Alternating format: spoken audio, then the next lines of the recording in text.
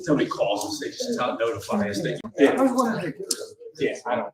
Yeah, it's a requirement. So that's why I just. Yeah, so, yeah. I like the old paper. Good to see you. Take care.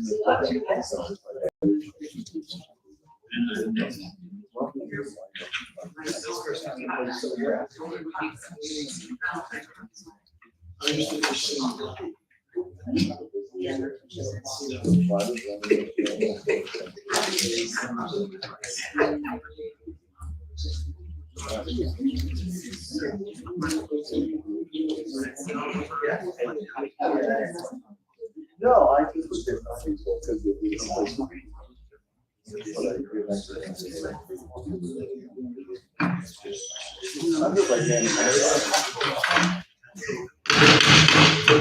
Rise and stand for the Pledge of Allegiance. I pledge allegiance to the flag of the United States of America and to the republic for which it stands, one nation, under God, indivisible, with liberty and justice for all.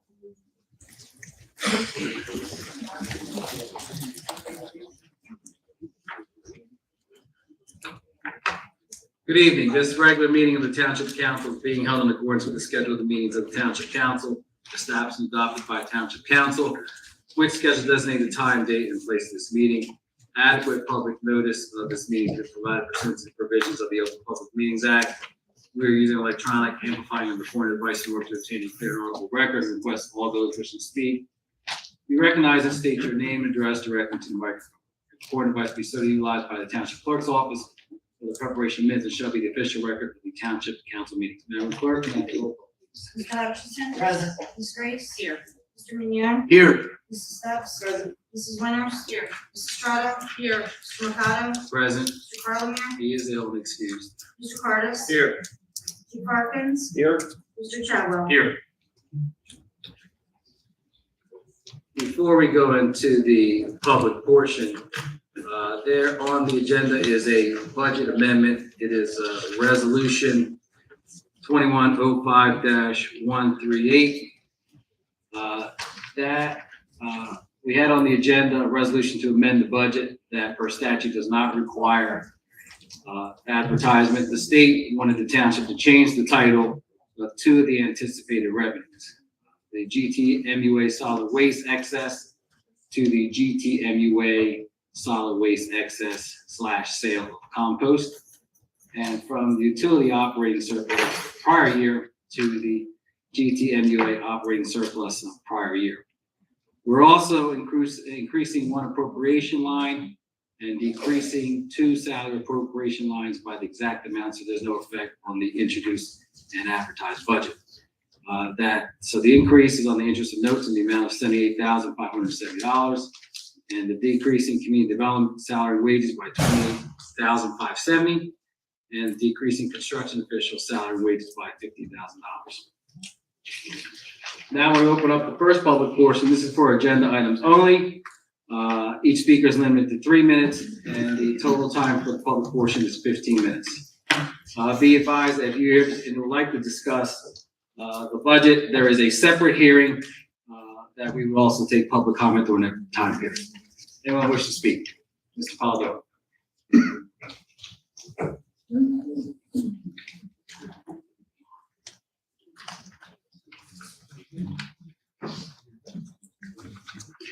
Good evening, Council. Ray Polidoro from the Historic Village of Ariel. Good evening. As usual, in the first public portion with a public hearing on the budget, I asked that Council make sure that everyone is heard. I know that sometimes we've gotten into late nights and people with their hands raised, you have chosen to ask someone to be the last speaker. I'm asking, without the room packed and out in the parking lot, that everyone that has their hand raised be called upon to do so in the public hearing, if that's acceptable. Ray, since the time I've been president, since 2016, I've done that. We've stayed here till 1 in the morning and everyone has spoken during the public hearing. There have been years that it What didn't I'm go. going to ask is, and I'm going to ask for a motion when we get to that, is that each speaker is, anyone that wishes to speak during the public hearing on the budget, absolutely, we'll stay here until as long as we have to. However, I'm going to ask each speaker to limit their time to 5 minutes, and they can come back again once everyone else All right. has spoken. May I move on to the next item? Yes, you may.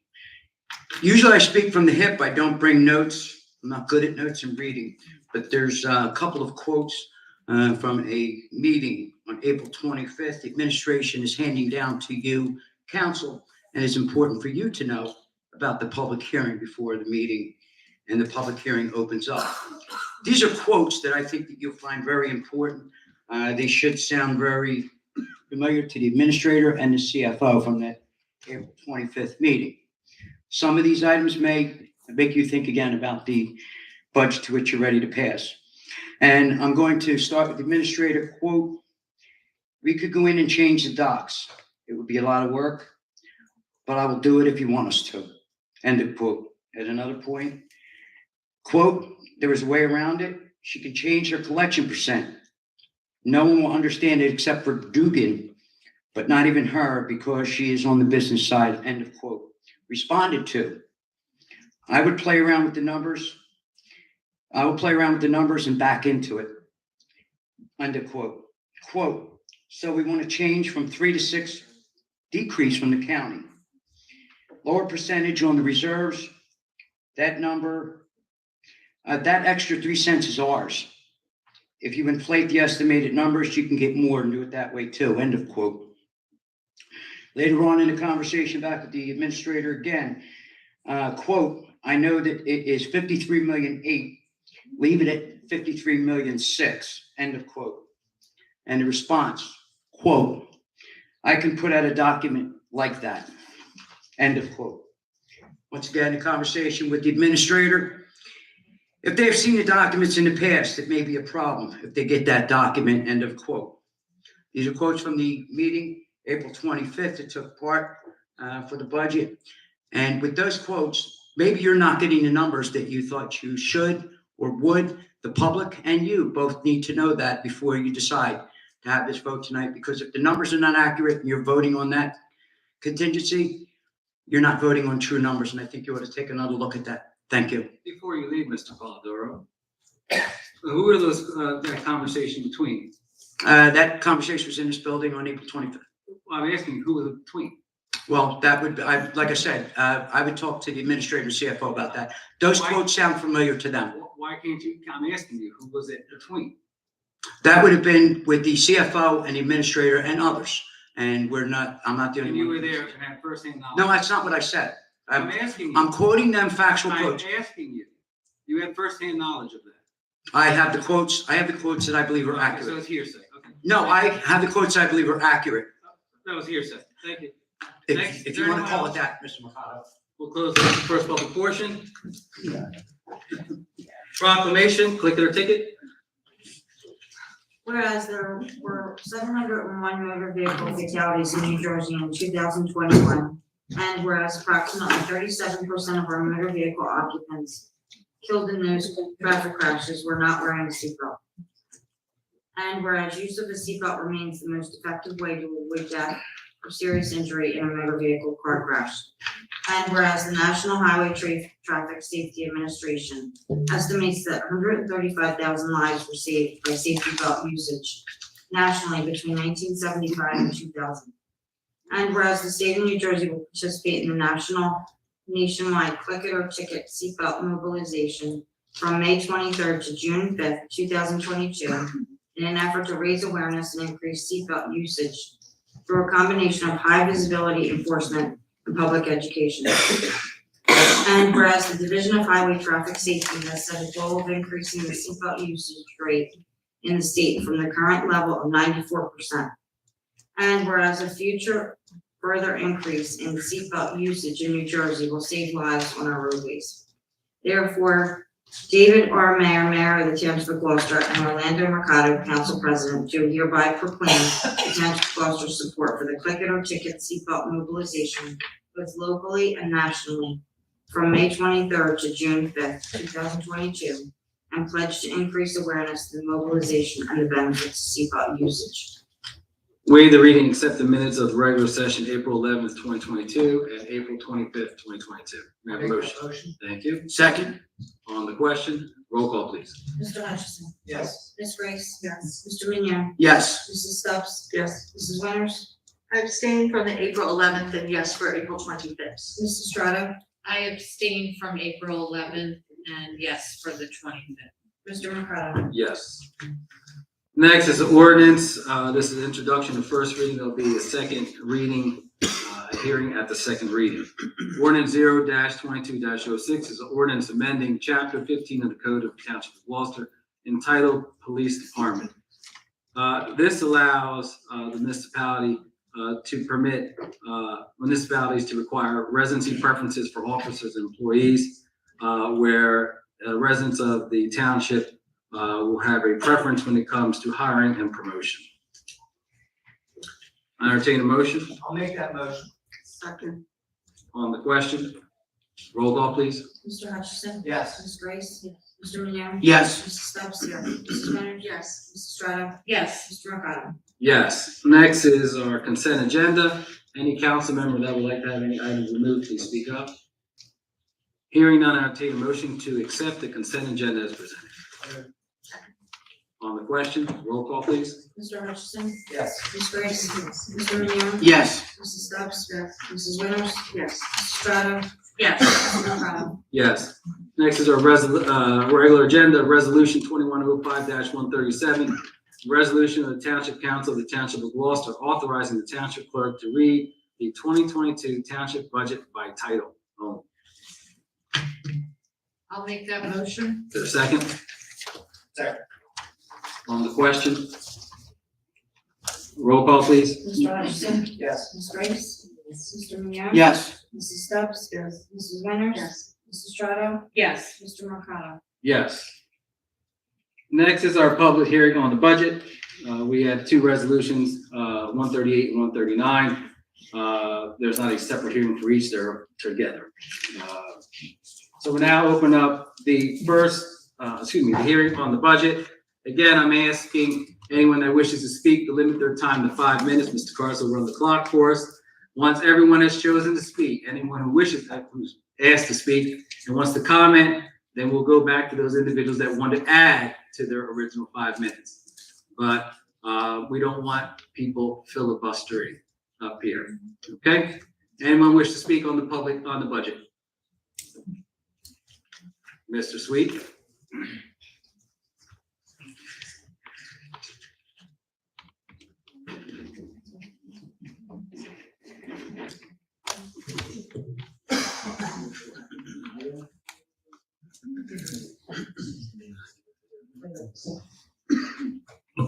Sam Sweet from Ariel. Good evening, council. Good evening.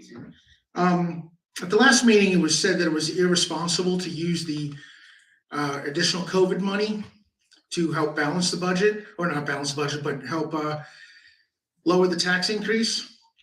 And why is it irresponsible? There was a comment, I believe the business administrator, did you make that comment? I did. Okay. And the reason I made that comment is because we have not even received the second allotment of that, and that would be, I believe, approximately $3.4 million.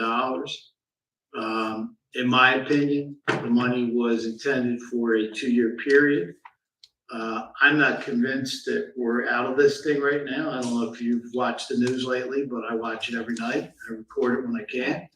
And I'm talking about the national news, and it would appear to me we still have some issues. And there's concerns that I have. I don't know if council shares those concerns with what could happen within the next several months to year, and if we could be back where we were before with our revenues and lacking those revenues. And if that does happen, the federal government will probably step in like they did 2 years ago with COVID. People are worried about now, and you guys as our representatives should be concerned about now with the inflation running rampant. And you guys have the opportunity to lower the taxes, not have a tax increase, and use that money for what it was intended for. And it's not irresponsible. What's irresponsible is not to use it. What's irresponsible is to ignore it and to say that we're worried about next year. Next year might not happen. We're here now and inflation is at 8.3%. And there are people that are worrying about groceries or about gas, and they're making decisions, based on the lack of money or the devaluing of their dollar, and a dollar today is worth more than a dollar tomorrow. And I think it's totally irresponsible on council's part to disregard that. And as far as, I know you had mentioned earlier too, that you won't have a surplus, but you do because you overborrow. And you've done that every year for the last 5 years, taking money from the capital projects and roll it into the budget. You did it last year with 3 million, and you're not doing it this year because you have the COVID money. But I can tell you that looking through the capital budget, you told Mr. Brown that his playground, you're getting a grant for. You're going to apply for a grant. Now, I realize you can't expect to get the grant, but you guys always seem to do. And that playground at Mulberry Station is $175,000 on this budget. I can guarantee you that you're not spending $175,000 on a Mulberry Station. You guys have overborrowed constantly, and it's proven, so you're gonna have a surplus on it. So I just think it's irresponsible from that, and that's my opinion, Mr. Cardis. Thank you for your opinion. All right, getting back to Mr. Polidoro's comments. Were they said? Are those exact quotes? I know you're saying they're hearsay, Mr. Mercado. I don't know, Sam. I wasn't there, and I asked Ray to tell me who those individuals were, and he wants to have. Well, I believe he said that it was the CFO and Mr. Cardis.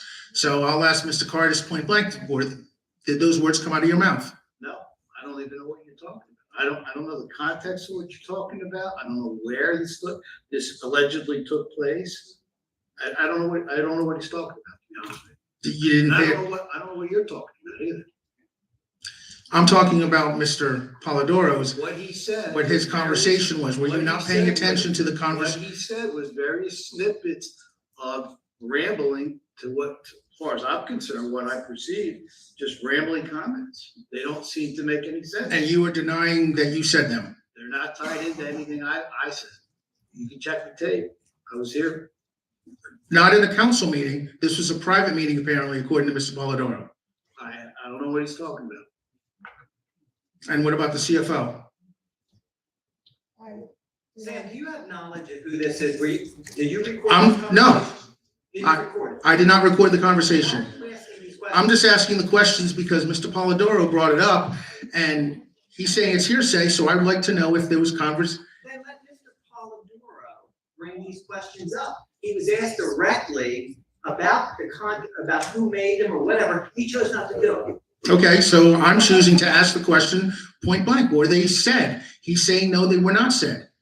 And the CFO is saying that she did not say those comments. Is that correct? You're saying them as if they were comments. To me, some of it sounds like it's questions. If you have questions based on what Mr. Polidoro just said, I'd be happy to answer any questions you have. Those quotes that he quoted, did you say them? Absolutely. Do you know if he said it? Sam, do you know if he said it? If I knew, I wouldn't be asking. All right. Thank you, Okay. Mr. Sweet. Um, Thank you. Is there anyone else would like to speak? Mr. Henry, excuse me.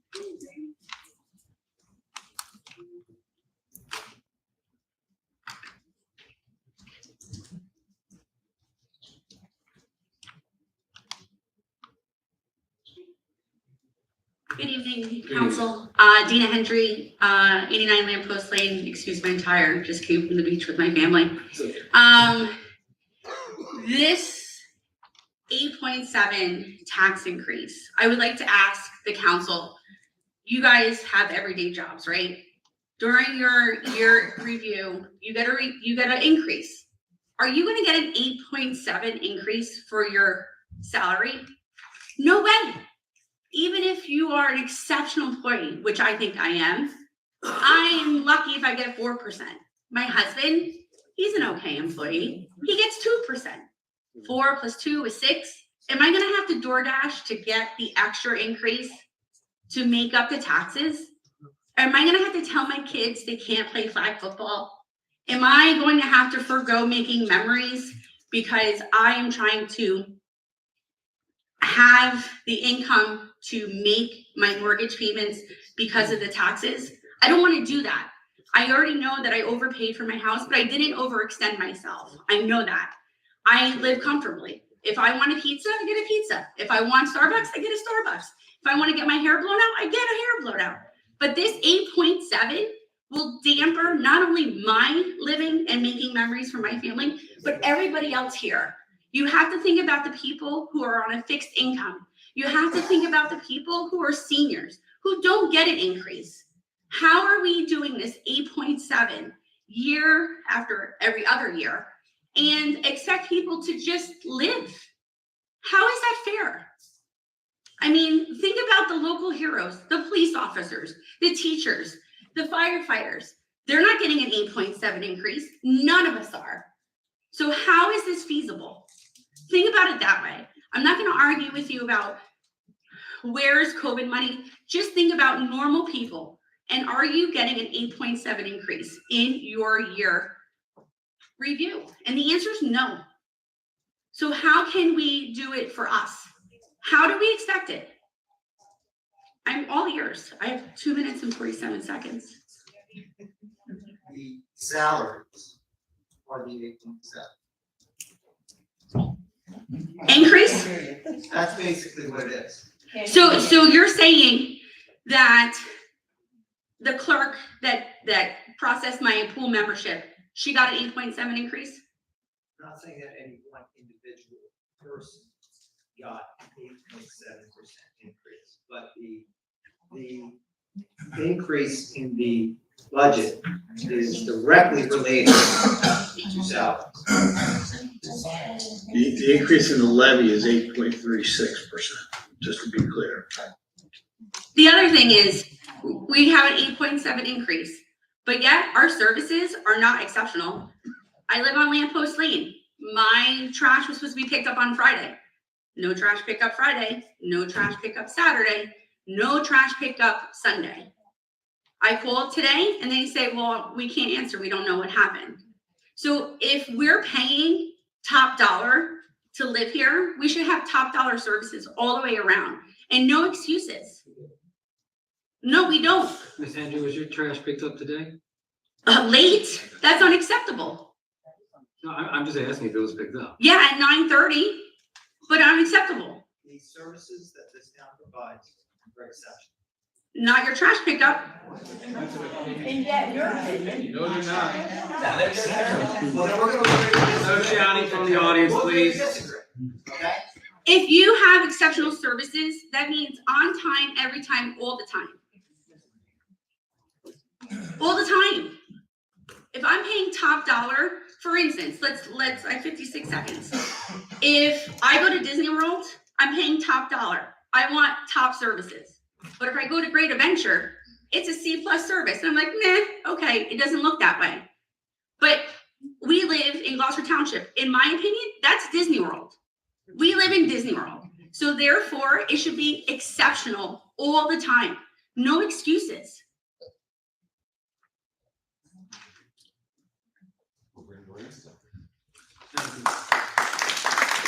Anyone else?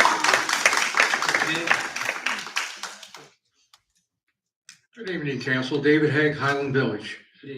I'm going to give the same speech I gave 2 years ago, 4 years ago, 6 years ago.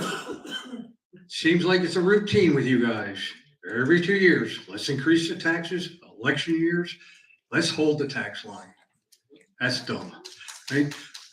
Also, as I said 2 years ago, 4 years ago, 6 years ago, I'm on a fixed income. To expand on what the young lady just said, I've had a COLA since I retired, 2011. You say salaries? You don't give salaries every 2 years, do you? In the off year, the election year, you don't give a salary? Yeah, right.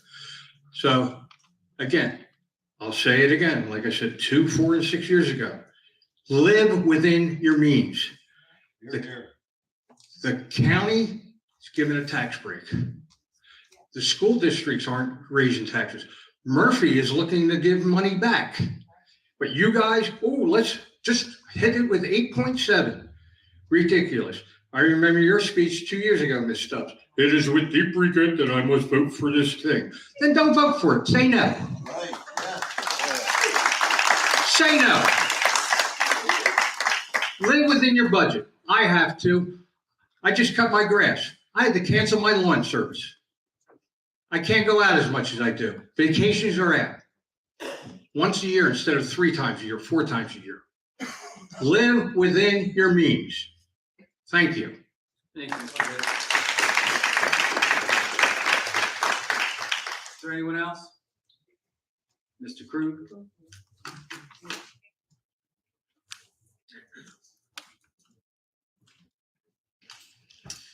Evening, Council. Paul Krug, Blackwood Estates.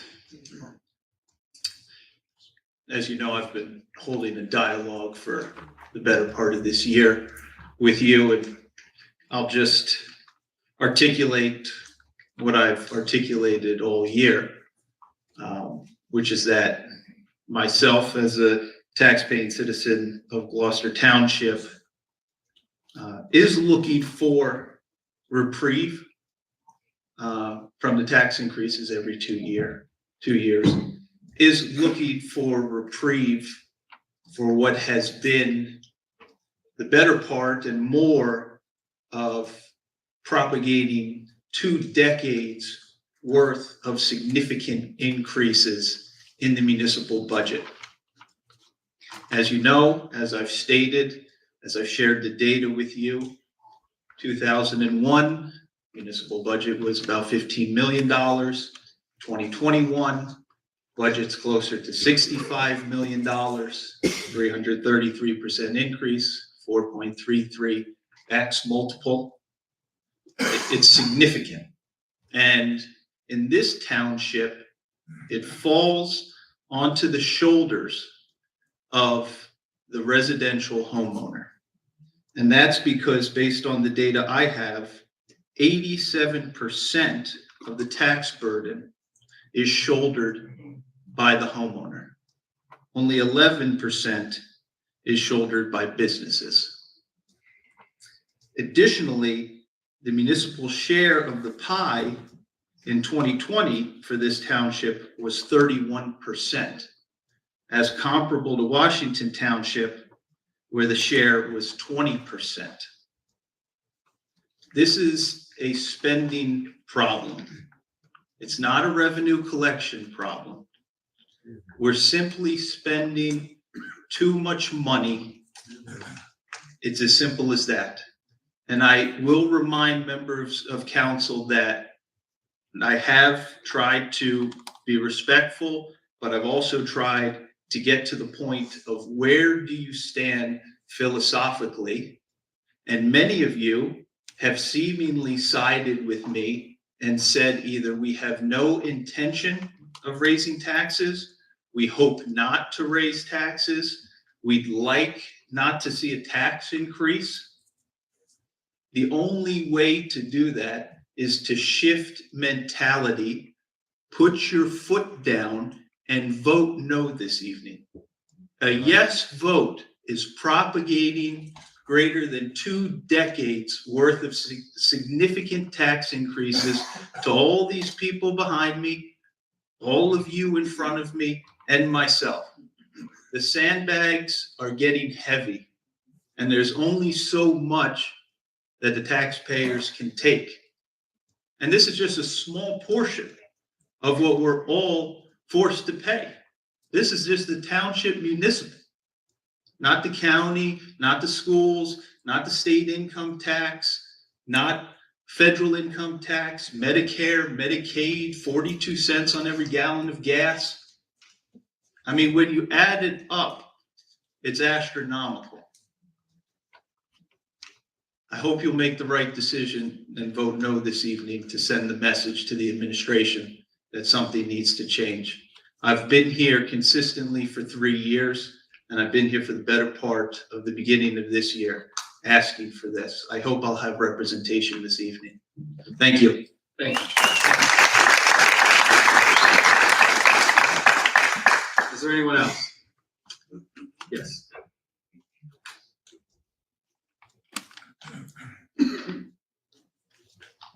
I blanked for a second, Ms. Musser. Linda Musser, I've been here for a long Thursday, time. Century 21.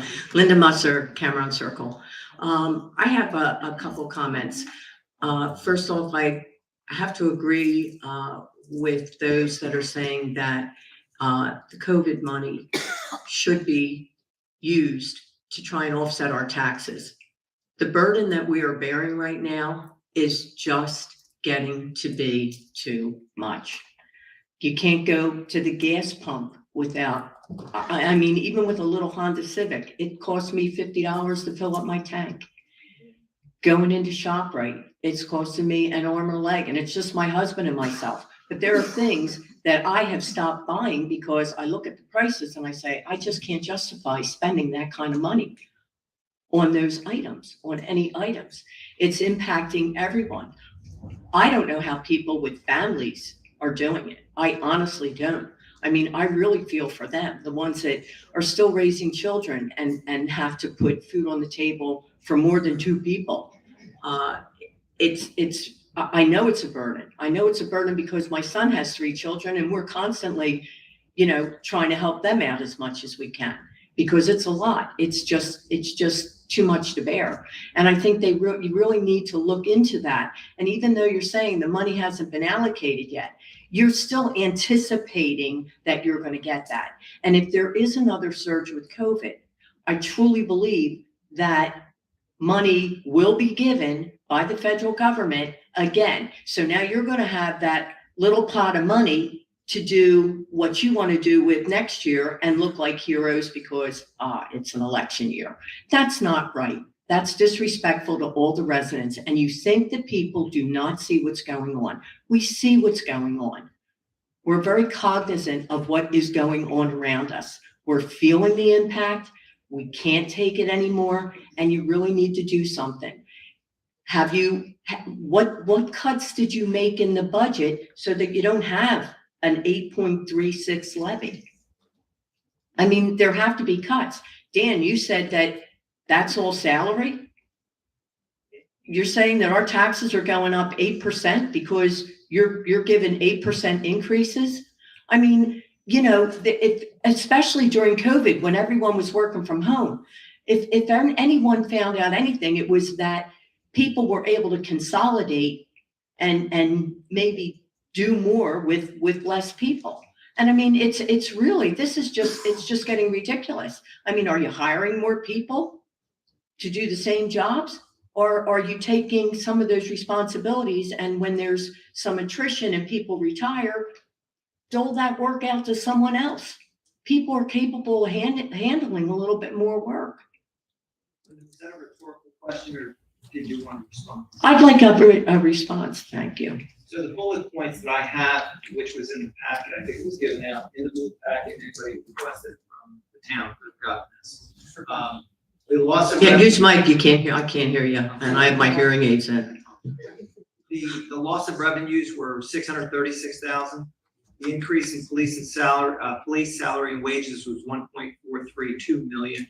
Solid waste disposal costs increased 485,000. Pension and FICA responsibilities increased 720,000. And aid to the ambulance, because we had to create that this year, 340,000. So that's a total of 3.6 million. In addition, I said to the administration up here, I said, I want to see COVID monies utilized in this budget. I said that, but I don't want a gimmick where we throw it all in on 1 year to create a zero. Why not? Because You've done it in other Why years. don't we do it next year then? Why don't we have a big tax increase this year, Linda, and throw it all next year and have a zero? Okay, 2014, 7%, 2015, 0, 2016, 11.4, 2017, 0, 2018, 7.5, 2019, 0. You see the pattern here, Dan? But do you see that I didn't want all of the money being used next year to create a zero next year? Isn't this the 2022 budget? Half of it this year, half of it next year. That's what I wanted to see a more level situation. Now, I don't know what next year looks like. I don't know. Okay, but I want to see at least 3.4 next year and 3.4 this year. I don't like it. I don't know what to tell you, but that was my logic. You don't know what to tell us. How about taking some responsibility and taking making cuts where cuts can be made, looking at those budgets and making cuts, just like I have to do with my household budget, because everything has gone up so much that I can't do the things that I used to do because I can't afford to. I have to live within my means. Guess what? I think it's responsible to use half this year and half next year. Well, I think you're I'm sorry, wrong. you don't. Well, I don't, because the pattern is already shown. Okay, and this is not going to that pattern. If we're using half this year and half next year, it's not. Are you using half this year? What? Are you using half this year? Yes, we are. They didn't explain that to you?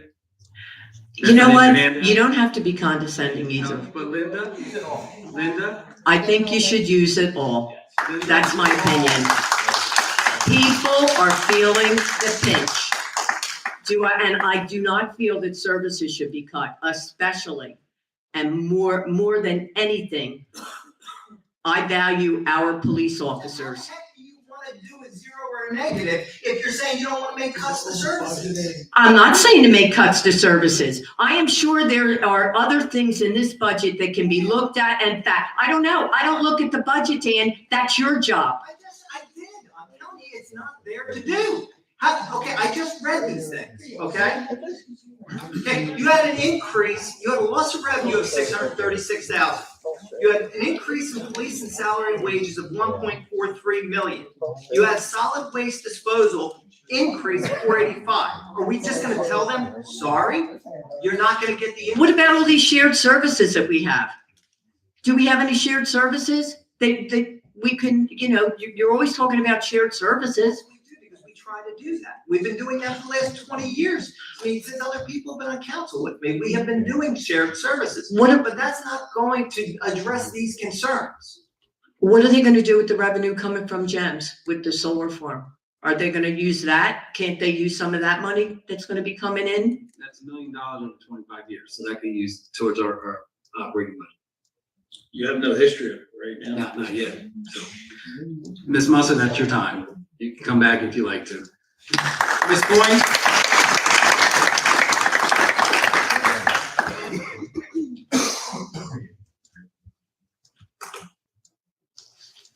Denise Coyne, Choose Landing Group. Good evening. Good evening.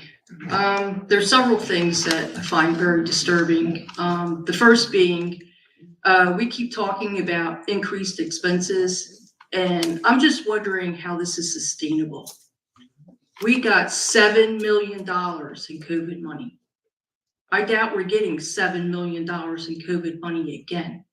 So how are we going to expect taxpayers to keep paying for all these things that keep going up, and we keep borrowing and borrowing and borrowing and borrowing? It's not sustainable. It just isn't. Something has to give. You have to like readjust things. I mean, as an intelligent person, if you're trying to cut back on spending because you can't afford the way things are going up, the first thing you do is decrease your borrowing, not increase it. We increase our borrowing every year. There's something wrong with that picture. I mean, am I right? It just doesn't make sense. Okay, that's the first thing. We don't increase, we borrow basically what we've been borrowing each year. And we did have a year where we had only 400,000, I believe that was 2020, when we were in the middle of the pandemic. And Denise, my comment to you would be, what do you want to see cut? What services? Anything you can. Anything you can. I know I've been through this budget. We sat with the mayor, we cut over $2 million. How about a BMX bike park? Do There we need is that? nothing that I can find in there to cut that would not be felt by the general public. Do we need a BMX bike park? No. Absolutely not. No. We don't have a BMX bike park. Are right we now. planning on building a BMX bike park? Was it That is approved? One of the issues that we're looking at, yes. Okay.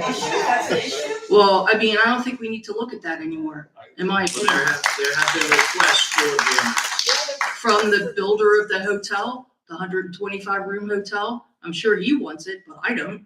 I don't think anybody else in this room wants it either. I would hope they would want the hotel and the building that goes with it, because that's rateable. I'm not so sure about that. We have Howard Johnson's down the road. You don't want We commercial. have Howard ratables? Johnson's down the You don't road. want commercial ratables? We need commercial ratables. Well, we're talking about a hotel. You I don't said think you- that hotel's the way to you go. want the hotel. All right, well, that was my first concern. My second concern Ms. is, Goy, hold on for 1 second. No more catcalling, no more calling out. No more yelling, let the speaker speak, let council or the administrators respond. Or I'll clear the room. Ms. Coyne, floor is yours. my second concern is the budget documents that were sent to council members for review, I don't believe are factual. The council, the documents, the budget The documents budget documents. that were sent to us from the business administrator. Yes, I think they're Not factual. misleading. They're misleading. Mhm. What makes you think that? Well, because the next time the administration wants to have a meeting on the budget where they're discussing manipulating numbers, they should probably make sure nobody's listening. So were you there, Ms. Coyne? I was. You were there. Yes, I was. And where did this take place? Right there. Right there. Right there. What day? April 25th at 2:00 in the afternoon, I believe it was. So you were here sitting in the room and they're talking about. And I heard it all. You heard I it. can tell you more quotes if you'd like to hear them. Sure, I would love to hear them. Okay.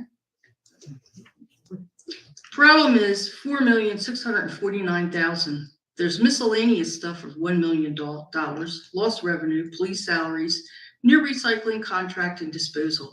We can't control increased salaries, police budget, and contractual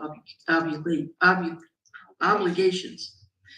They're going to say, oh, wait, you need to be ready. They're going to say, you got $7 million. Why don't you use it? How do you want Tom to answer that? It would be irresponsible. We don't have the money in hand. Should I keep going? Did you record this or you just transcribed? Doesn't matter. I'm asking you. It doesn't matter. Well, I don't have to tell you. I'm just telling you I heard it, okay? I heard it. It's not hearsay. I heard it. This point, 2 years ago, there was a resident that questioned that we had council members meet that went into this building on a few occasions and did an Oprah request to see if they were here, to see if there was a video here. I'm asking you, do you have a recording? I Were don't you have to here? answer you. And I was here. I was sitting right there and I heard it Your all. time is up. Thank you very much. I did, and I'll let you hear it. Your time is up. Thank you. Ms. Dugan.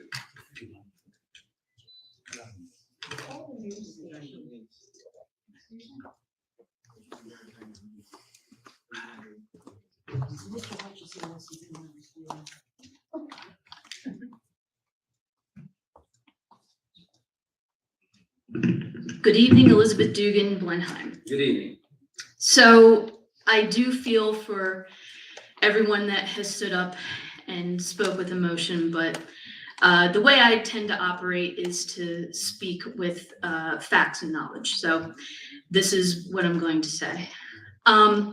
So I refreshed my memory on municipal budgeting, and I believe that this is how we got to a tax increase. So firstly, there's a computation that the state prescribes where there's a maximum amount that you can raise through taxes. And if you look at the budget right now, that amount is 58 million. Now, if you compare it to last year, I did notice that there are some increases to that maximum compared to last year. There were things in there like debt service and insurance that I kind of thought would be in both years, but we do have an increase in the maximum that we're allowed to charge. So this is how the state, I believe, keeps control of all the municipalities and the tax increases. So we've got 58 million, that's the maximum. Now, we have to stay within that maximum. So basically what happens in a budget is we have, okay, so the amount that is raised through taxes is a difference between the expenses and like other revenue. So the expenses we'll call A and the other revenue we'll call B. B is usually pretty steady. There's not a lot of change to that. That's the grants, and I mean, sometimes grants increase and decrease, especially during COVID. I'm sure you got more grants. But there's those fees, like, we charge people to use the pool and whatever else. So B's kind of the same. Now, the way to make that gap between A and B as big as possible is usually by increasing A. So there's a lot of expenses I noticed this year that are a significant increase, and it's not just 8.7%. So the way to make that difference as big as possible, but under the maximum, is to increase A. So that's how we got to the amount of taxes in the budget that we want to levy on the citizens. So that's 57 million. And I did the math, everybody, in case you were wondering, and there was a $4 million increase in taxes from 2021 to 2022, and that comes out to be 8.7%. So I went through the budget and I noted some of the significant increases in A, the expenses. For example, the mayor's salary line received a 23% increase.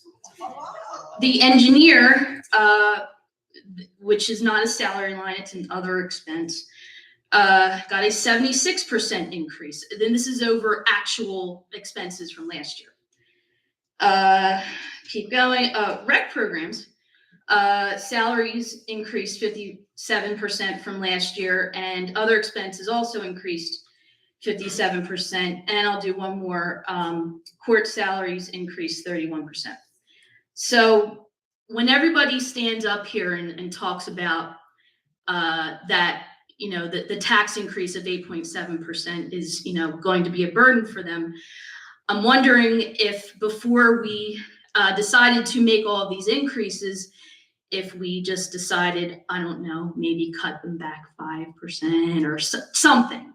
Did we consider that? I know you guys had budget meetings and you have subsidiary schedules of different points in the budget. Did you guys look at it and try to cut it in some way? Because the budget amendment that you have stated, Mr. Mercado, does not reflect any change to the numbers. I'm done. Okay. Tom, and Recreation salaries increased 57%. They did. That's what you said just now. That's math. That's what you said. That's what you said. That's what I said. Yes. It's the math based on the budget I wanna that you see put that. on your Please- website. Please show me where that's at. Show me. I mean, I'm smart. I know We math, went right? through every single line item, just like Dugan you knows math. probably do. And we made sure that we had what we needed in each of those line items so that there would not be a risk of going over on any of those line items. And as you probably know, at the end of the year, you have to finish with balances in every single account. If not, what happens? What happens if? Yeah, I know you have what- to what balance a happens? budget to zero, man. Come Tell on. me what happens if you have a shortage. What do? You have a deferred charge, the future taxation. Yeah. What does that do? That creates a line item in the next year's budget. What happens when you go for a bond rating, when they see that you have a deferred charge because you underfunded your appropriations? You tell me, Down. If you Bond rating goes underfunded, down. yes. Bond rating goes down. When they see a deferred charge, it goes down. What else drives it down? You don't have any surplus. You zero out your surplus every year. Wall Street looks at that and says, you have to have some bit of surplus. You cannot wipe out your surplus completely. So these are concerns we have, and this budget is tight. This budget we went through this budget for several days with the mayor and the administration. The subcommittee reviewed it twice. We had rather lengthy meeting. I think it was 3 hours on each meeting that we went through every single appropriation. The numbers are tight. And I challenge you. You want to go in and find, just go ahead and find them. I'll look them over with you. You're not going to see where there is fat in this budget. That's what you suggested in the beginning. You said you build in the budget, basically, what you were saying. That's not in this budget. I worry about certain items in this budget. We are self-funded on our health insurance. I worry whether we have enough money to cover that. That's risky. We have excess insurance, but that doesn't mean that we couldn't go over. It all depends whether it's multiple cases or just a few big cases. You understand all that? You couldn't find 2%? And you talked about the grants Yeah. as all revenues. Yeah, you didn't budget anything for grants. The biggest key, the grants mean nothing. They're offset by appropriations. You know that. What's big is surplus, and we lack surplus. We had 3 million, I think 3,000,005. We used 3,000,001. And we had $3 million in capital that was canceled. And it was strongly recommended, it's in the local finance notice from the state of New Jersey, that every municipality look at canceling funded capital projects and not proceeding. Look at the local finance notice. During the pandemic, they said strongly advised to go back and cancel. We did that. That's not there anymore. So that's $3 million that's missing, with a penny being $453,000. That's a problem. That's a big problem. This budget concerns me. And I hear you say that there's excess money in there and it's over appropriated. I disagree with you. I disagree with you. Thank you, Scarf. Ms. Dugan, your time is up. The lady in back, I'm sorry.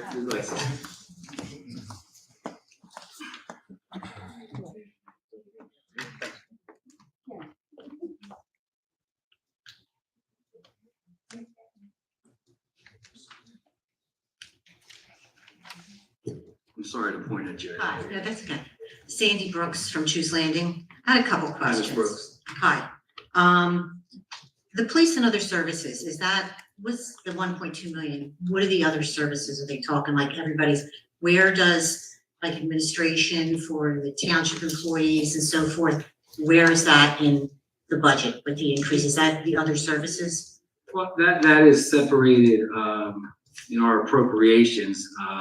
When Mr. Hutchinson talked about our police salary and wages, that's just one bullet point, but there's increases for all of our employees that are in this budget. Because I always notice they say police and other services, and they always point out, I don't think anybody in the township mostly would disagree with the police getting an increase in services. I mean, that's the one thing, everybody wants to be safe.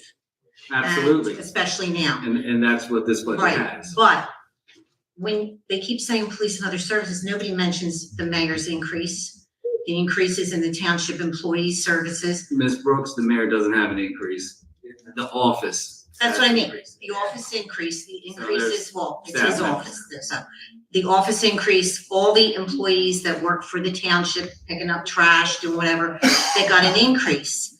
I understand that, but I always feel like the police are being singled out in that, because everybody would be like, oh, yeah, great, yeah, we think that's fine. But it's the other services we have an issue with, I think, the increase. Your increase in your budget decreases my budget at home. And I'm living on a fixed income. So that just put a negative into my budget.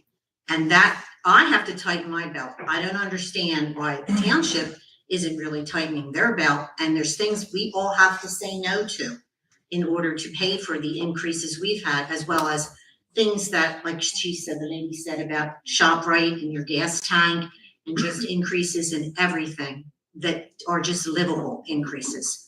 The township, I feel, when they're giving out an 8.7% increase or 8.3% increase, it just seems to me so fishy that on an election year, last year, when they had the mayor's election and everything else, just like 4 years ago, and every time they run, it's always on a zero increase. Like, that is so phenomenally, to me, coincidental. And we joke about it, but it's not funny anymore.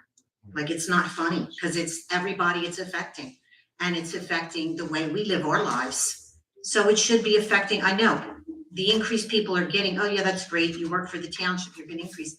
other townships aren't getting hit with an 8% per some, whatever it is, increase in surrounding areas. Some are, some aren't. But they're gonna have to answer to the taxpayers when they come up for election, I guess, is the only thing, because I've never seen, I've been at these meetings quite a few times. I've never seen the board agree with the people that I've been at the meetings. That might happen, but I've never seen when they've asked them not to do something, whether it was to build the affordable housing over here, they're shot that down. There was other things that come in. When you said affordable housing, Ms. Brooks, where? The one that's next to Edmonds. There's no affordable Well, housing. some of it's affordable housing. No, I mean, there the isn't. unit, the There is unit not. itself, people were against them putting It's that. market rate townhomes Well, there. they were against that. Well, Okay. so everybody So, that showed up, But the residents did come, and the residents had concerns with it, and that was not brought to here, it was brought to the planning board. and they had But those same the concerns. folks listened to that. And this council, was adamant that it should be market rate housing there, and it's market rate housing That I that's do, taking place there. That I agree with, but the Okay. only thing I disagreed with was, we went to the planning board meeting, whatever the meeting was, and they told us they were going to tell the town's concerns, the people that showed up for the meeting, to you guys, and when we asked you, you said that they No, that never wasn't, told you. yeah, And that unfortunately, that was, wasn't I'm conveyed sorry, to that us. was. You're correct. That was You're wrong. But anyway, I'm just saying, whatever they can do this year to decrease that amount, I'm not saying I thought it would be a 0 year, because we just came off a 0 year, but increase. But I do think, like Bike Path, Gloucester Township Day, all these functions that I know everybody's been in for COVID and so forth, but parks for playgrounds, there's a lot of playgrounds around, not that you can't use more, but on a year that we're just really suffering, I just think you're gonna get people that are just at the point, I hear people telling me, a lot of people I know are moving out of the town. I'm sure they get people moving back in.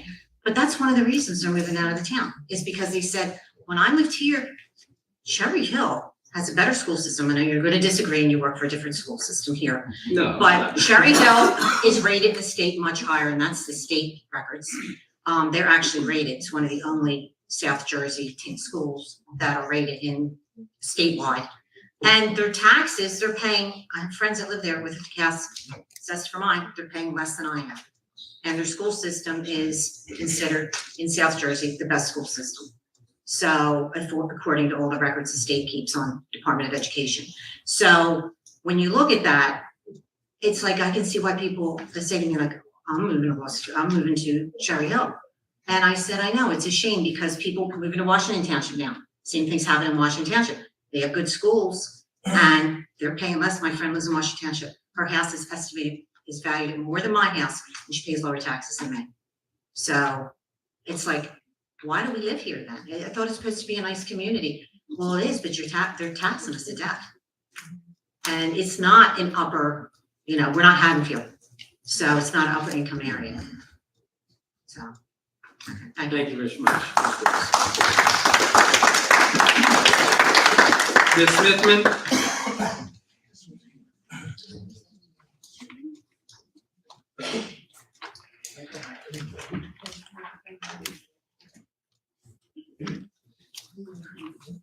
Good evening. My name is Shaughnessy Smithman. I live Ms. in Smithman. Millbridge Gardens Apartments. I didn't realize that there was a budget meeting today. These things are typically a big deal. You hear a lot of people not wanting to increase taxes. I've lived in this town since February 2015, but I did grow up local to Gloucester County. I grew up in Monroe Township. It's Williamstown. It's one county over, kind of like a similar county to Camden. I had a child very young. I had to drop out of high school. It's a pretty good school system to only make it through 10th grade and be here to talk to you. Working at the local Wawa, there was a homeless man that used to walk with pushing a cart down the Black Horse Pike right near the old Acme. There was a Jamesway there too. He used to come in with change and lay it down on the counter and purchase $1 bills. He would count it out. He was some kind of disorder. I didn't see him much after. I don't know what happened to him. But here on Blackwood Clementon Road, there's a woman or a man, there's a person, actually, I'm not sure, the person is so slim, you cannot identify the gender. Walking sometimes with a cart or a carriage, I guess, to carry her things. Being homeless temporarily, it's logical. You need something to push your stuff around. There's also a panhandler, a previous council meeting, somebody, Ms. Smith, can I interrupt you for a second? I'm right to my point. We're getting to the budget? I'm Okay, getting to all the right, budget. okay. This is all about the budget, all right? We have another. This segment. is the budget. Okay. Somebody was complaining about panhandling. Are people aware? The woman or the person that's really thin, I never saw them panhandling. I never saw the gentleman when I grew up that used to come into Wawa. I never saw him panhandling either. But this person is probably visible to everybody in this room. I think that they should all be taxed until they don't drive and have to walk next to that person. If they're not going to help one homeless person in their town who is obviously in need, tax them.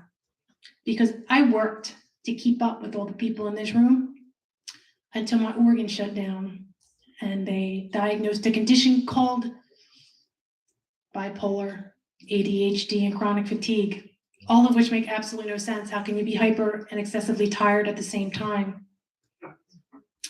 I worked until they told me, no, I can't work anymore. I'm not even capable to have a vehicle because the people that maintain the funds that are deposited on my behalf won't distribute them on a timely manner. We'll go in 4 months in between, so I can't even make a car payment. I did notice that gasoline went up to $4.99 per gallon, but that doesn't mean anything to the one homeless person in this town. So until everybody in this town gets out of their vehicle and helps that person, I really don't want to hear about taxes going up. Pay the tax.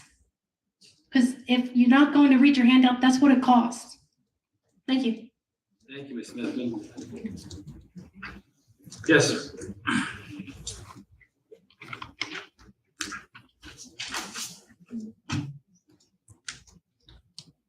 How you doing? Ron Cohen from the lovely town of Ariel. And good.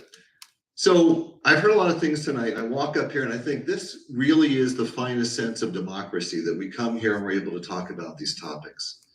And it's a sad statement that we show up and there are 40 hardy souls here. And when I knocked on doors and when I gave out different forms and I said to my neighbors, come on out, they said, what does it matter? They're going to do the same thing every year. And when I talk to my friends and I try and communicate on Facebook, and the only feedback I get is it's 707070. And I just wonder what that means about what our township's about. And I look at the other townships and what their pricing structure is and what their numbers are. And places like Cherry Hill had a 5% decrease since 2015. Laurel Springs at 14%, Lindenwold 15% total monies raised, and while ours is 31% over the last 7 years. And I wonder, what do other townships in this area do that we're not doing? I would love to have an answer from you guys. Why is it that all these other towns are able to minimally raise taxes and ours go up 7, 8, 10% every year? What is wrong with this township, and how can we not contain our costs better? Can I comment on that? Before you go, Mr. Cohen, as you well know, we have a very large community. With a lot of needs. And if you knock on people's door and ask them to come out this evening, you also have people that are out in our playgrounds, or playing soccer, or attending our events that take place, or calling our police, or having their trash picked up. All these different services, recreational activities that take place that may not be important to you. Or that senior bus that picks up, you don't need the senior bus. Hey, I'm turning 50 on Sunday, so maybe, I applied for my AARP card already, and I don't need that senior bus yet. But there are people that depend on that senior bus to take them to the outlets, to take them to the Deptford Mall, to take them to the ShopRite, or our preschool programs. So there are services that may not be important. I'm not saying that they're not important to you, but you don't use on a daily basis that other people do. But I'm talking about other townships, Orlando. I'm talking about Cherry Hill can have a decrease. Evesham is only 3% in the last 7 years, and we're 31%. Why is it that our We're not Cherry Hill. We don't have the Cherry Hill money. We don't have 70, 38 running through there. We don't have the ratables that they have. Mr. Carter has talked about the ratable difference between Cherry Hill and our township. Tom, you've talked about it in the past, the amount of ratables they have compared to our township. I believe they're about 60-40. My comment that I was gonna make is that anybody here could go on and Google it, the Camden County abstract of ratables. And you will see that there is a sheet in there, and that sheet lists every municipality at the time, because they don't have the 22 figures out yet, because Pine Valley combined with Pine Hill. So at the time, there were 37 municipalities, which included Pine Valley and Tavistock, which really aren't relative to the discussion. But I will tell you that in 2020, Gloucester Township's local tax, our portion of it, the 31% that Mr. Krug pointed out, was the 17th lowest municipal purpose tax out of 37 municipalities. The overall tax rate was the 19th lowest effective tax rate. Now looking at 21, we're listed as the 19th lowest, from the 17th lowest, the 19th lowest local municipal tax, again, our 31%, as Mr. Krug points out, and we're the 20th lowest overall. Where I see Cherry Hill is higher is in the school taxes. They're a lot higher than we are. Right, but I'm just, anyway, I don't want to get caught up in semantics. The point is that a lot of other townships around here have a lot less taxes. The other thing I just wanted to say, guys, is that I just said where we sit on that scale. Sure. And as somebody said 2 weeks ago, they said, okay, so we're in the middle of the pack of a really high tax area. So South Jersey, we know what property taxes are like. New Jersey's a problem with property. Of course, I understand let's that. not be But the interesting thing, guys, is that I feel like all these meetings become, it's us and you guys, right? It's the council and we got the people of this area. You're all residents. We get all that. You all pay bills. You all have to make the same decisions. And what we're asking, the last I heard, as residents, you work for us. I mean, however you want to say that, but basically we're paying your bills. Our taxes are paying your bills because the ratables aren't and stuff. So we're telling you, we really want that COVID money put out there so that we don't have to pay 8% tax and deal with the gas and deal with the other prices. This isn't a decision. Any of you who have to make the same choices, this should be an easy choice and go, I've got $3 million here I can use and not have to pay and charge our residents again and again and again. If I had an unofficial poll here and I asked everybody here, who would like us to use the COVID money for offsetting the taxes here? Show of hands. There's our unofficial poll. The people of this township are tired, exhausted, broke from all these things. And 31% tax increase is outrageous over the last 7 years. And what we're saying is, as our representatives, as the stewards of our money, help do the right thing and put that COVID money and say no to the tax increase tonight. Thank you. Mr. Palmer.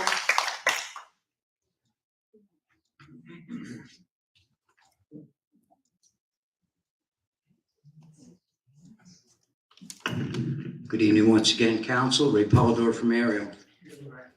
Couple points.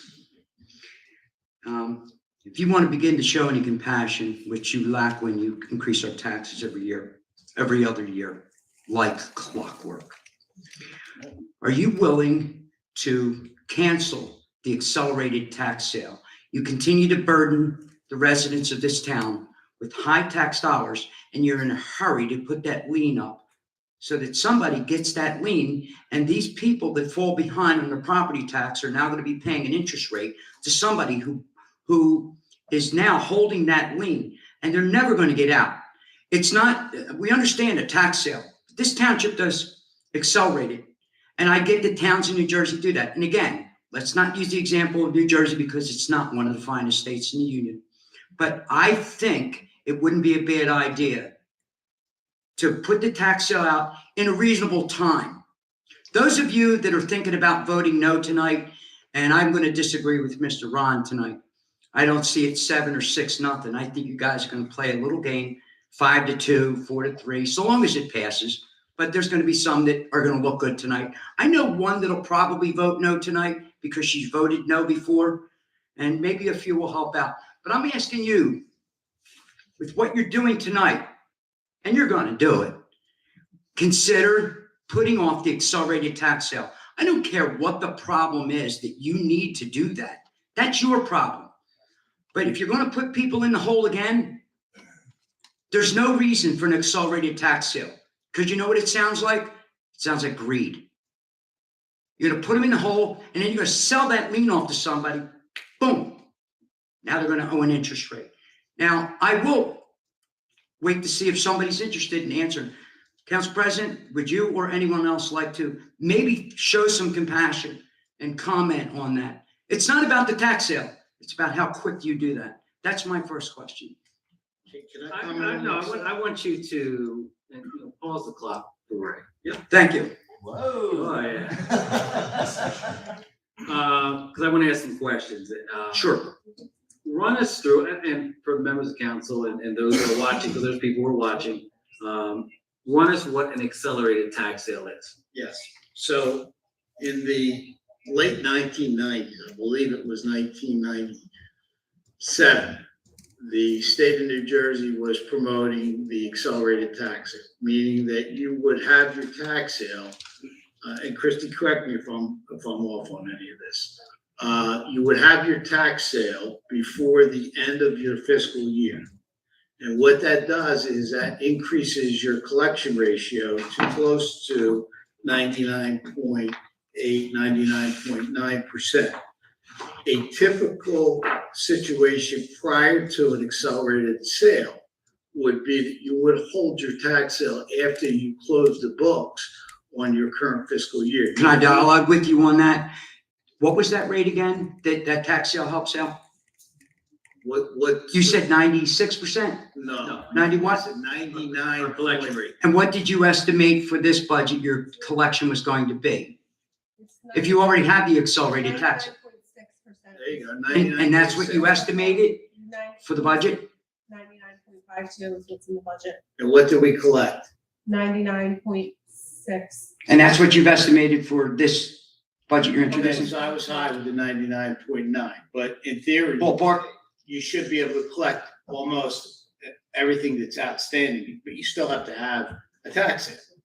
And so we have a tax sale. Our tax sale, once we pass that I believe it was by ordinance, could have been by resolution, to have the accelerated tax sale, you're pretty much stuck in that position where you have to have that accelerated tax sale every single year.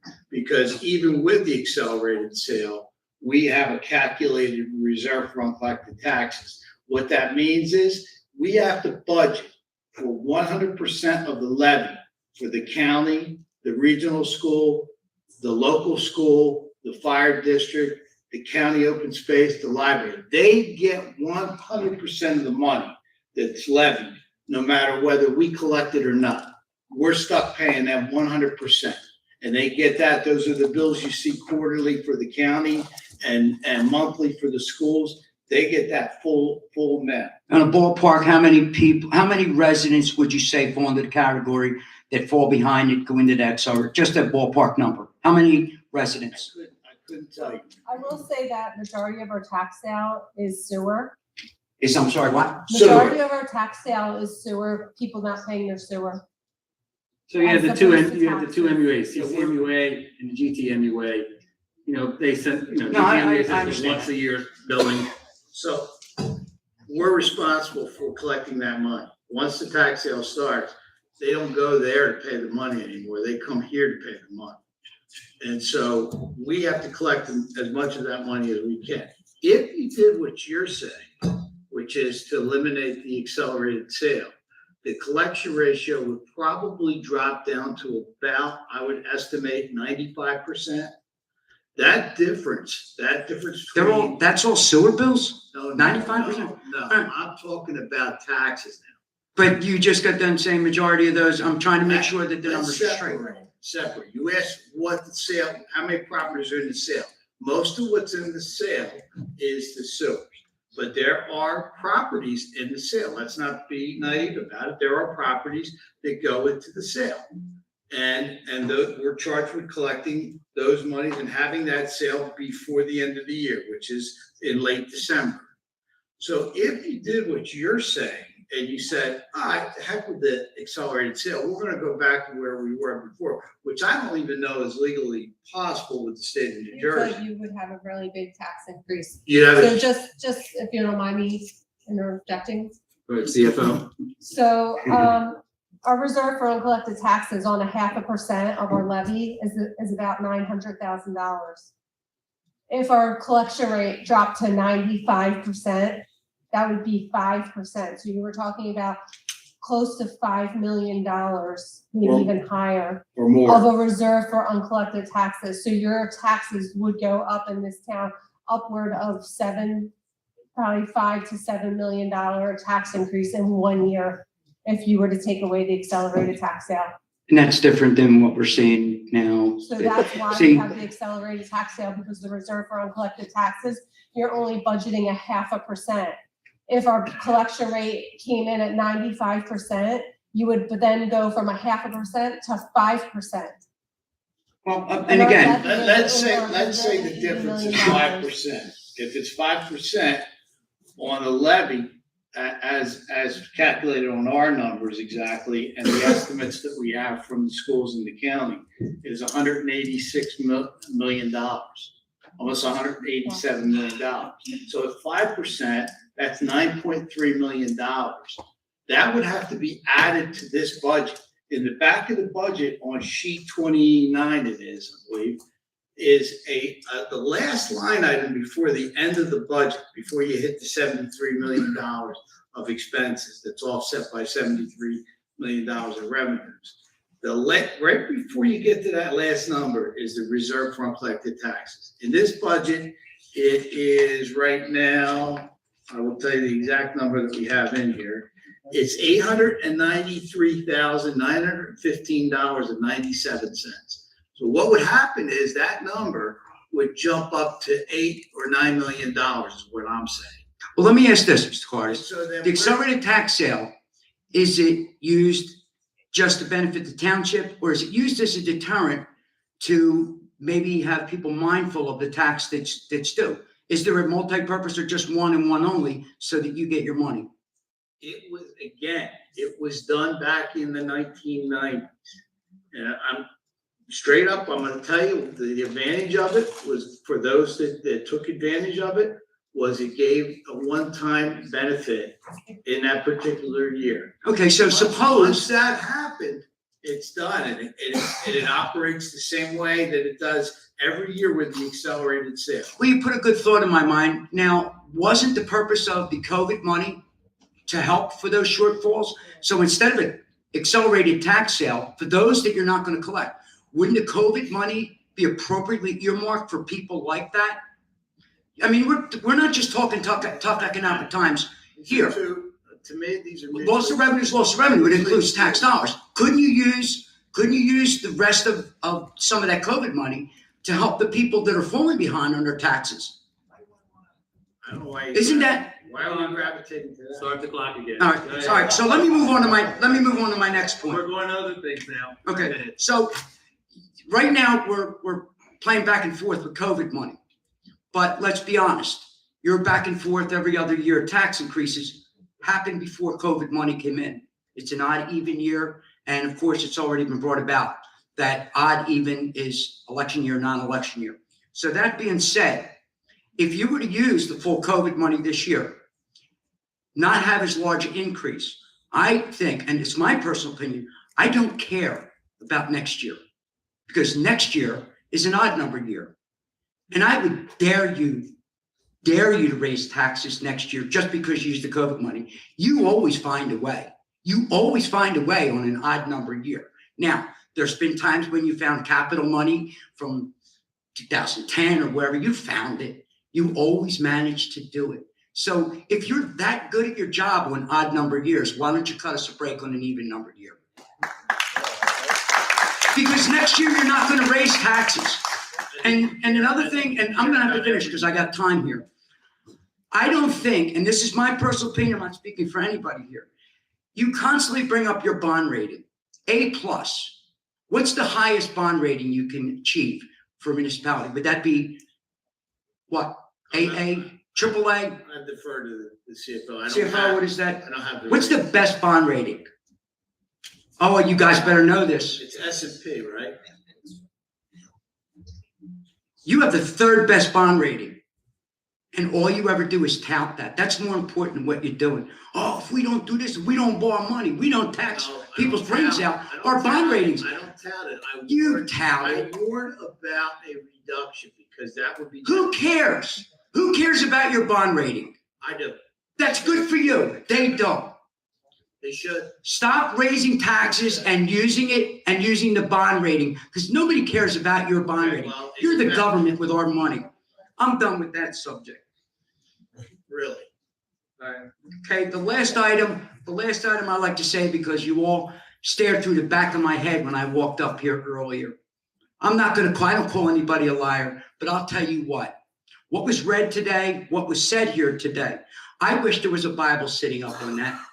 I wish there was a Bible up there when you guys spoke on that. That's all I'm saying. That would have been really challenging. I would have loved to have seen that. Thank you. Thank you for your time and good night. Good luck tonight. Thank you.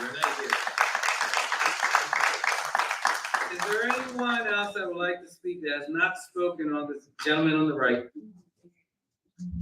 I have a non-budget item when it's my turn. That's gonna be in the second public, portion. I'll be short. Your name, please? Sorry, Laura Schaefer, 3 Arlington Road. I'm not sure how many of you work other jobs, correct? Yes. Renee? How many of you lost work and pay during COVID? You, sir. The rest of you? I did. Or did you work from home? I was laid off. So you'll understand where I'm coming from. My wife was laid off for 1.5 years because of COVID. She was the last one hired in their position. We had to go through a mortgage, basically refinance, right, modification. It was tough. I work 3 jobs. I work in pharmaceutical development during the day.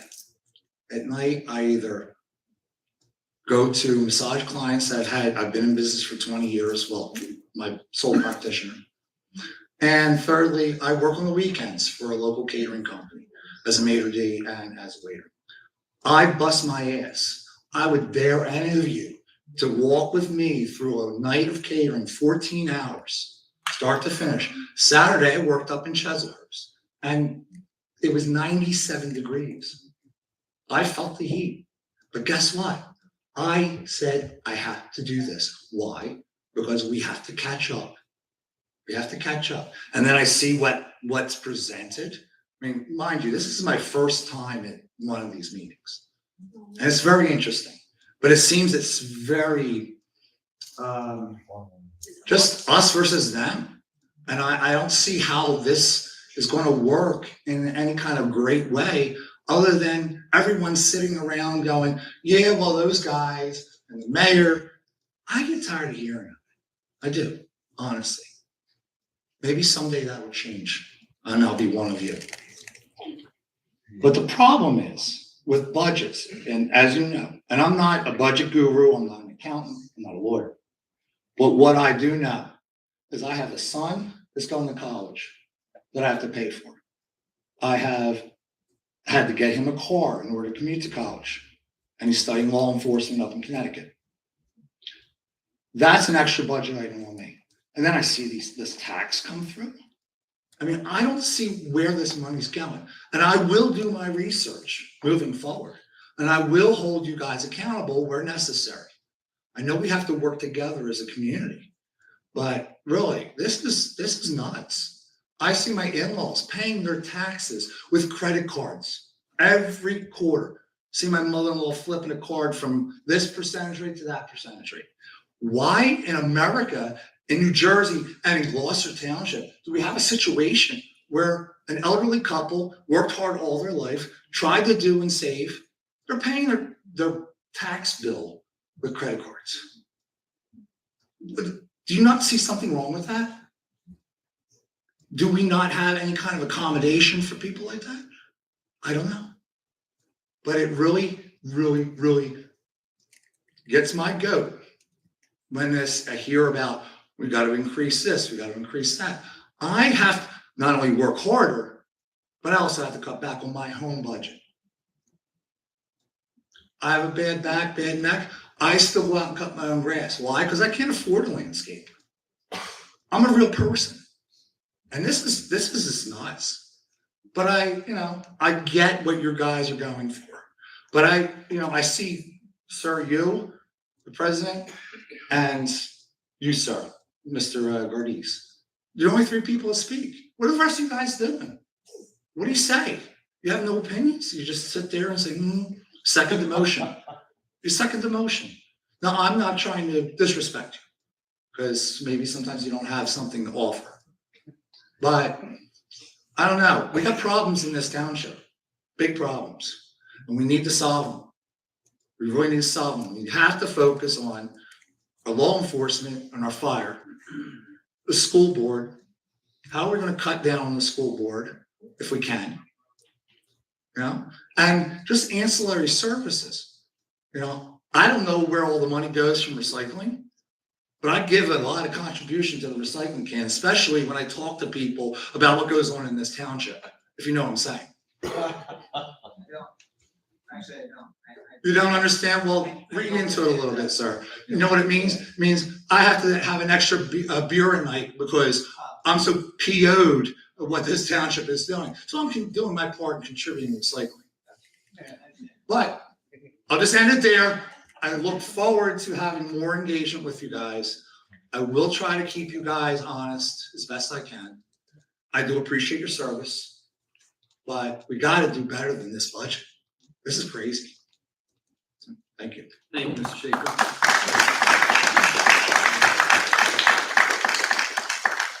Is there anyone else that has not spoken yet that would like to speak? Okay. Ms. Carr.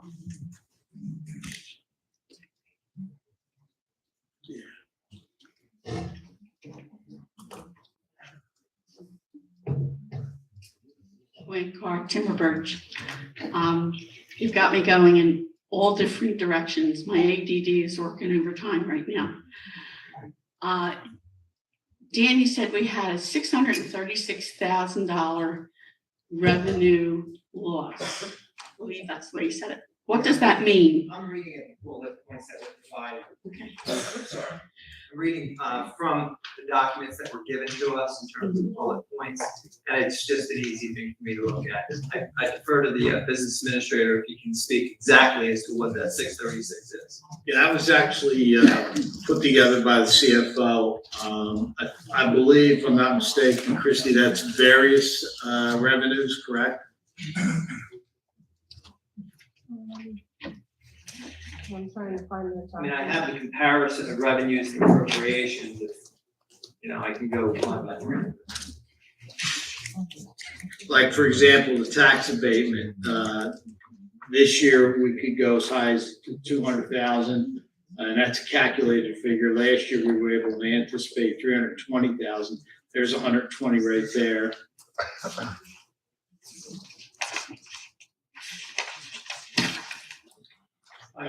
It varies. You got fees and permits, 106,000. You've got. It's a lengthy list here. Well, you're saying it's a loss of revenue. This is monies that are not coming into us Correct, that we yes. were anticipating. Correct, and we can't anticipate, correct. Municipal court was down 110,000. We didn't have enough tickets. Thankfully. Interesting cost, although that hurts me. Interesting costs on taxes, 50,000. Recreation fees, 76,000. we're anticipating, an additional 20,000 in revenues for, municipal pool. Leases of public buildings, we expect an increase of 70,000. Tax statement was a reduction of 120,000. So these are to make up that loss, or? So the net effect, These are contributing factors to the I think it's $4.6 million problem that we have right now that's creating the 9.9 cent tax increase. Okay. But Joanne, I think, I think really the increase, and I don't know if anybody up here is gonna have a problem. But I mean, if you look at bullet points, they really are salaries and wages, solid waste disposal, pension and FICA, and aid to the ambulance. That's where it is. And I think that, if we're gonna do anything, that's where it has to focus going forward. Otherwise, we get. Okay. Before I glaze over and my ADD hits again, there was something you said tonight about, Orlando, about the things that must be paid. They're gonna get paid no matter what, the library, the fire department, this one and that one. Did I understand that correctly? That was Tom, but that's okay, yes. Okay.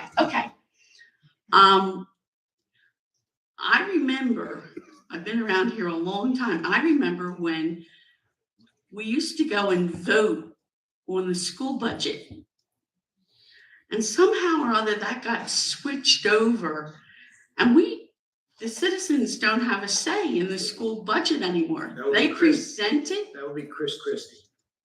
Okay, but anyway, they decide what they need and we end up paying it in total. Is there any way, I know it's the school, but is there any way we can? Only if they exceed the levy cap.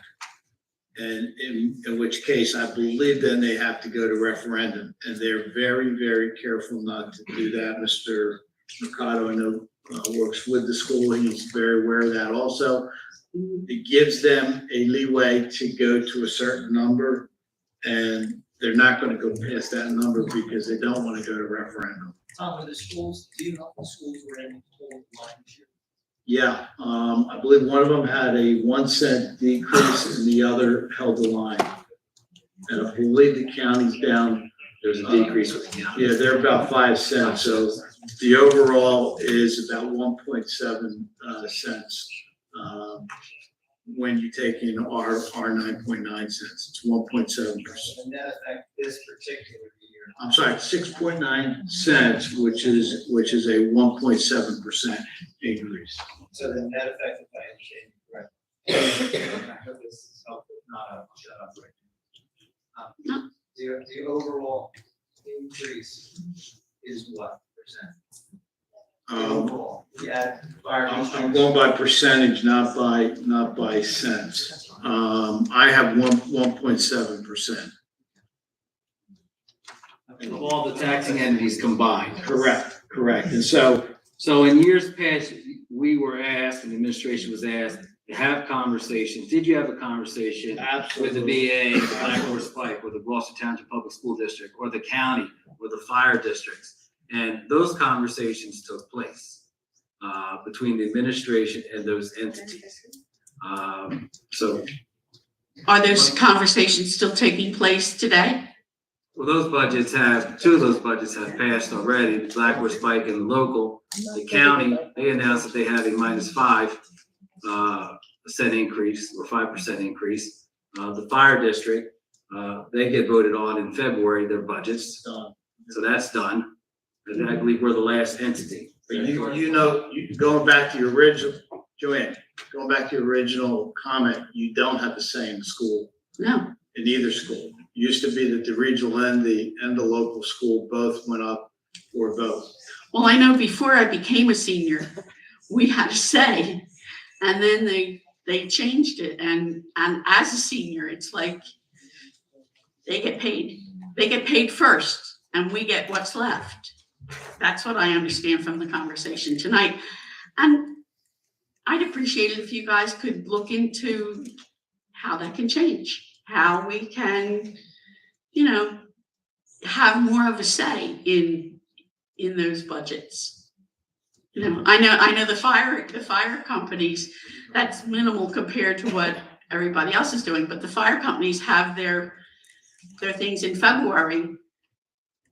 But nobody seems to remember. There's no advertising. It's kind of the biggest secret in town that there's a fire election going on and they're going to take tax dollars from us. You know, maybe we could make it a little more noticeable and people would go out and not vote it down, but at least participate. Make them aware. Participate. I think that's in March now. No, third Saturday. February. 2 to I 9. know, but it's usually cold and I forget. 2 to 9 p.m. Well, thank you, Ms. Carr. I appreciate Thank it. you. Good seeing you. Thank you. Is there anyone else that has not spoken? Gentleman with the glasses.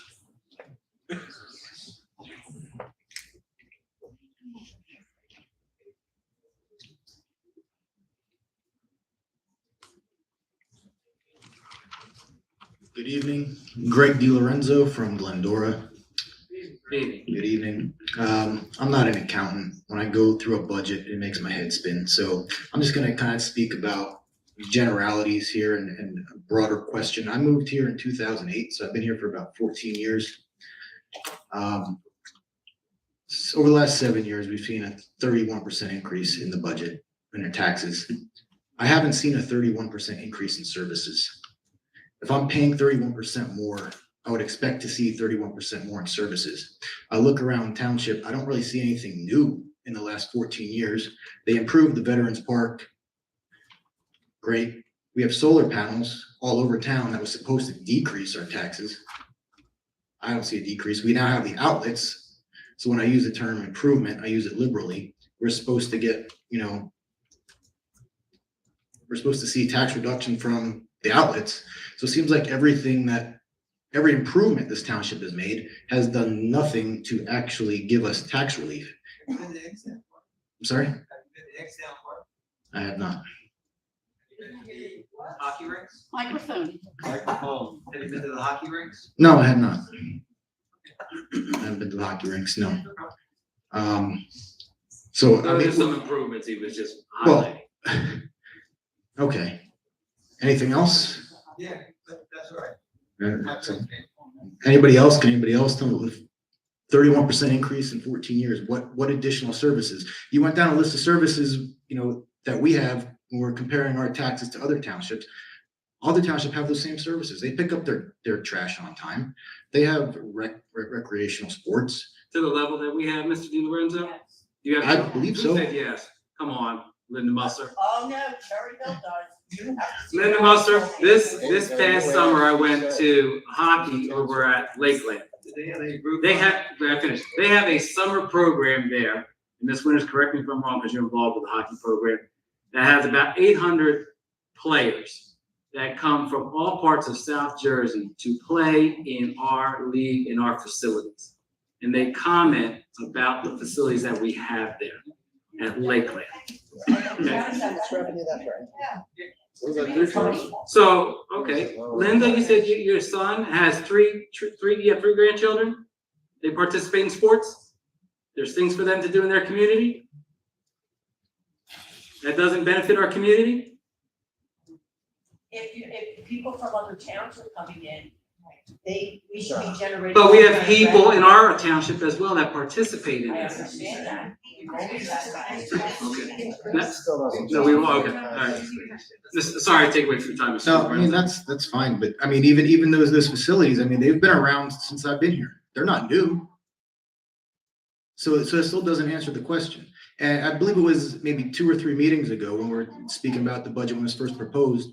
Mr. Mercado, you had. Ms. Smithman, could you please keep the chat down? Thank you, appreciate it. Someone's coming from behind me, so I. Okay. Sorry about that. Go ahead. In response to something Sam Sweet had said, you had asked in response, do you really expect us to do a cost analysis on 99 budget items? Well, that makes me wonder, are you doing a cost analysis on anything? I mean, that's what we expect when you're spending our money to get us the best deal for the best services.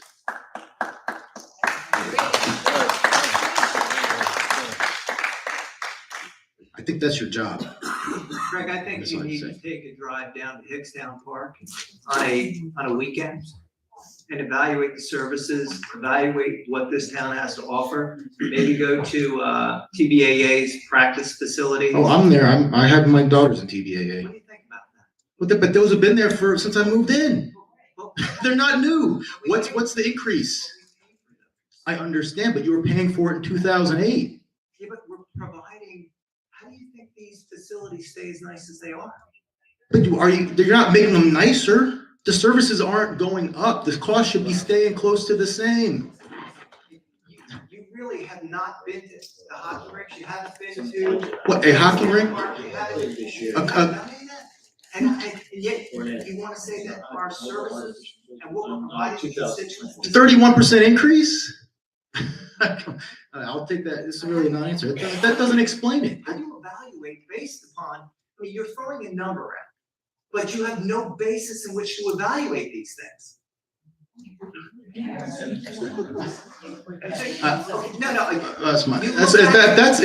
that's your answer for that. Look back at the audience, but you're not gonna answer my question. You're asking me if I have seen a park. Yeah. And that park in a hockey rink is supposed to explain 31% over 7 years? You're talking about the facilities and the services of this town. Yeah. I'm telling you, they're A-plus facilities and services, A-plus. We'll agree to disagree, as you like to say. I'm not talking about the police. Question, that's a service. Do you feel safe here? Yeah. So there's. I felt safe in 2008. There's a 34% decrease in crime in that time period, okay? When your trash is on the curb, I keep saying, oh, well, everyone's trash gets picked up. Your trash gets picked up. There are communities where people call 911 and the cops aren't showing up when they should show up. They put trash on the curb, it's not getting picked up when it should get picked up. They go to other towns to play in their facilities because they don't have facilities in their town. Let's not, I'm looking at, Greg, I'm not looking. I'm looking at the people here that have been coming to these meetings for years, and they're still here. There is something that is keeping them here.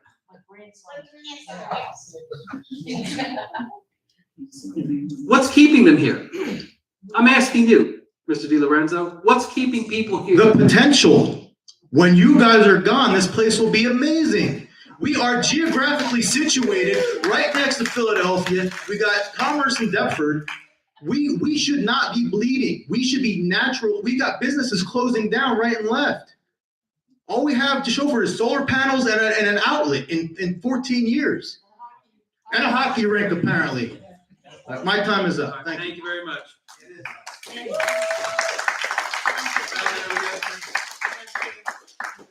Yes. Before you speak, sir, 1 second. Ms. Grace. Yeah, I just want to share something because I know there's a lot of complaints, but before I became a council person, I moved back into a neighborhood that was filled with drugs. It was fight. It was abandoned homes. There was a lot of things going on in that community. The roads were paved, the streets were cleaned. That was all public works, the mayor office, a lot of things happened. The property value went up in that community, I think 4 times what it is right now in the last 5 years. So when we talk about how there's nothing being done, where we put a park in a place where kids were playing in the street, they were around drugs, they were not in a safe, they were playing in the streets. So that park that was put up was about $150,000, if I'm correct. And it was worth the money because kids are safe. So when we talk about what's not being done in Gloucester Township, I am a witness to things that have gotten done. And it does take money. And the trash, I think our trash, we changed companies. We did. And that was $2 million if we had stayed with the other company, correct? It was correct, yeah. So there's a savings there, and honestly, I would probably prefer the other company, but that would increase the budget. We had to reject the bids and go back out again. So there are times where there's cuts being made, and I am it bothers me to hear what I hear when I see that things are getting done and changes are being made. But if you're not in one of those communities where you can consider maybe a tougher community, which I think where I live, and I'm not gonna move because we still got work to do out there. But when you sit here and say that nothing's being done, that really hits me really hard because it is work being done. And I understand there's a tax increase, but the work is being done. Thank you, Ms. Grayson. Yes, sir. Chris Rolfs, Valley Brook, but I've been homeowners in Gloucester Township since 1990. What was your comment about the self-insurance? Was that for health insurance? Yes. Explain that to me a little bit, please. We have been self-insured since 1991. We have excess insurance. We're under a network, so we have a provider network.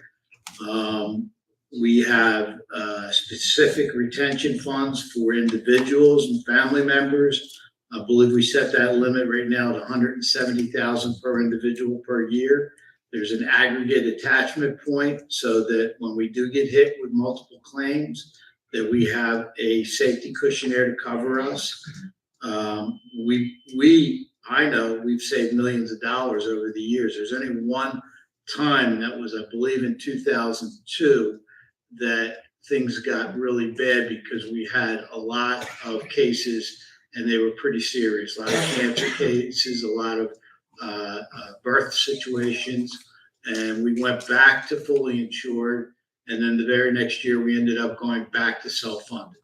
And self-funded allows us to manage the claims and get the information we need and shop it. We do shop it against the state plans. We shop it against the individual plans. We have a broker that handles that, and I meet with that broker. And I think you pretty much understand. I do, but I guess my question is, you're afraid of the blowing through that self-insurance? Is that what I heard you say? I'm always fearful.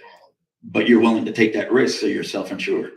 But you're not willing to take the risk that maybe those COVID funds will be there next year. It's right. I mean, it's the same, basically the same process. You take either you're taking risk or you're not. I just indicated to you about the SIR limits and the aggregate attachment points.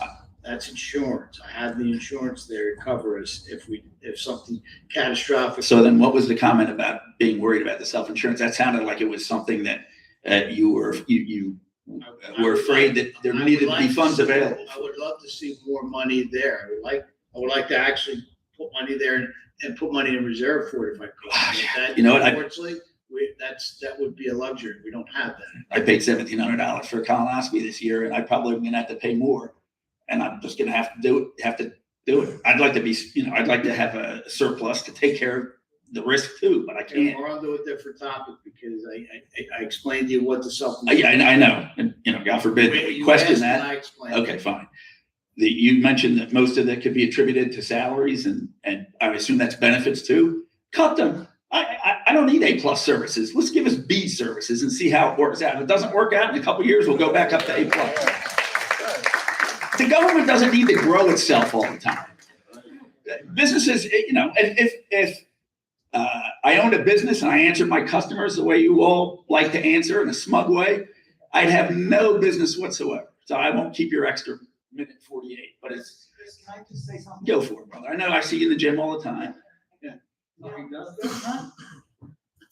ahead. He's there a lot.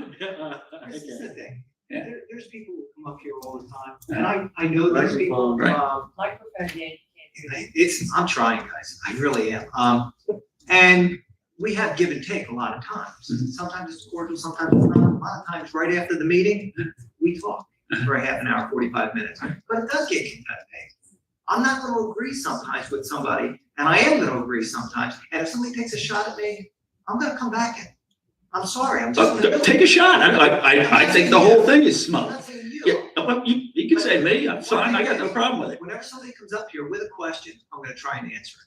I'm always going to try and answer it. You may not like what I have to say. I'm not voting to put all of the COVID money into this budget. I'm not doing it. I've made that clear for the past 4 weeks.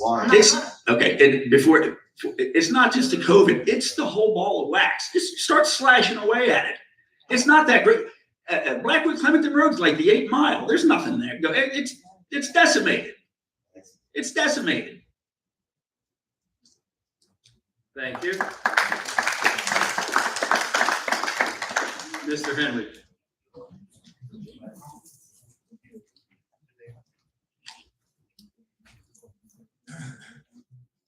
Evening, council members. Ray Henry, Blackwood.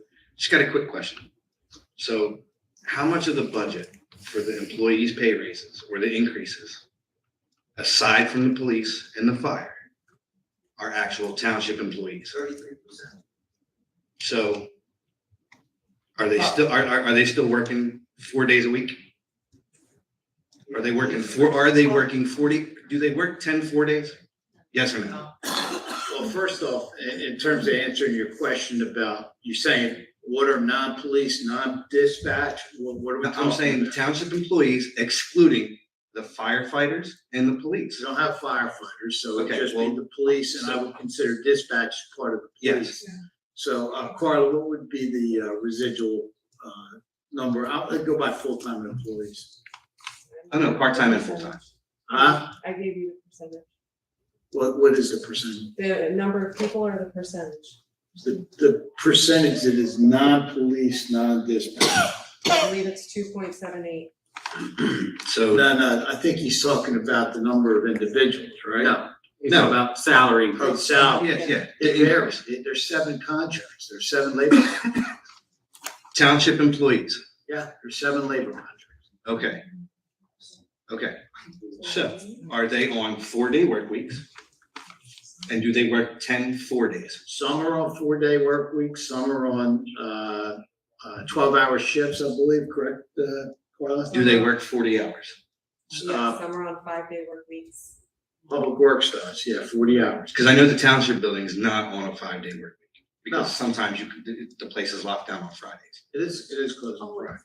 So if you're gonna increase the budget 33% and these employees are a portion of that, then I believe that they should earn their money and go back to 5-day work weeks and not get 3 days off. I mean, I work for the government. I work sometimes 6, 7 days a week. So I mean, if you're gonna raise it, make them come back to work 5 days a week and give at least something back to the township, because I believe Mr. Mignon at one point in time said you have to spend money to make money. Well, if you're spending the money, we need to be making the money and we need to be invested in, and people need to have access to the township building 5 days a week. Ray, may I call you Ray? Sure. Ray, that's a legitimate question. It is. And you're not the first person to bring that up.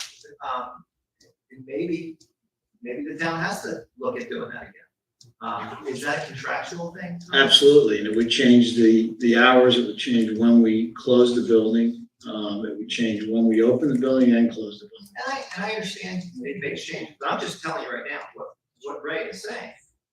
I've heard countless times, more times than anybody here can fathom. People want this building open up 5 days.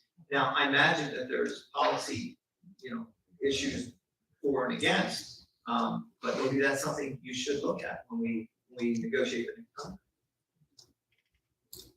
I mean, and honestly, and this is coming from my background in business and basic economics, but if you need to cut money somewhere, I could think of 3 positions in this building where people work that I could automatically cut at least $75,000 per person. Because I definitely don't feel that they earn it. Sometimes, and when I ran, my biggest thing was I wasn't gonna take whatever stipend I got had I won. I wasn't gonna take the stipend because I don't need it. I would have put it back in the township. So I mean, that's another avenue of approach. I don't want to put you on the spot. Oh, I would. I'm just 100%. curious what 3 positions, if you don't, and I don't want to put you on the spot, if you don't want to answer, you don't have to, but what would they be? The 3 highest. The 3 highest salaries in this building. What are Mr. Cardiff, sorry. they? But you're one of them. You had, You're one of them. No, I'm actually, I'm actually lower. If you look at. Are you making more than six figures? Yes. If you look at the Do police. you make department, more than six figures? Yes or no? If we rank, Okay, if we that's- rank the earnings. See, well, that's No, how I said. you're- If you make six you're figures, opposed to me. I'm not opposed to you. You are. I'm opposed to you making six figures. I got it, I get it. What does the CFO make? I get it. So we should go without a business administrator and without a CFO, right? No, I didn't say without. Thank you. No, I Mr. said. Henry. Appreciate it, Thank you Mr. very Henry. much. You're very, very helpful. Mr. Henry, thank you. Very informative. Just out of curiosity, what's the other position? There's a few, but I would have to look a little bit further. Go ahead, thank you.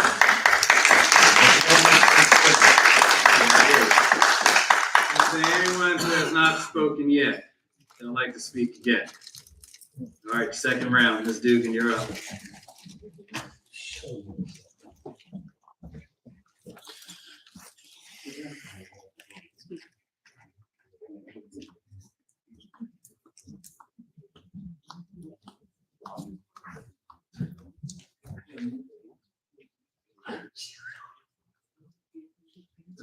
I had to say the whole thing again, right? Elizabeth Dugan Blenheim.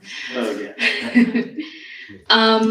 So the last discussion that I had with you guys and all the subsequent discussions kind of made me think of how I grew up. So real quick, basically when money was tight, I was told, hey, money's a little tight this week or this month.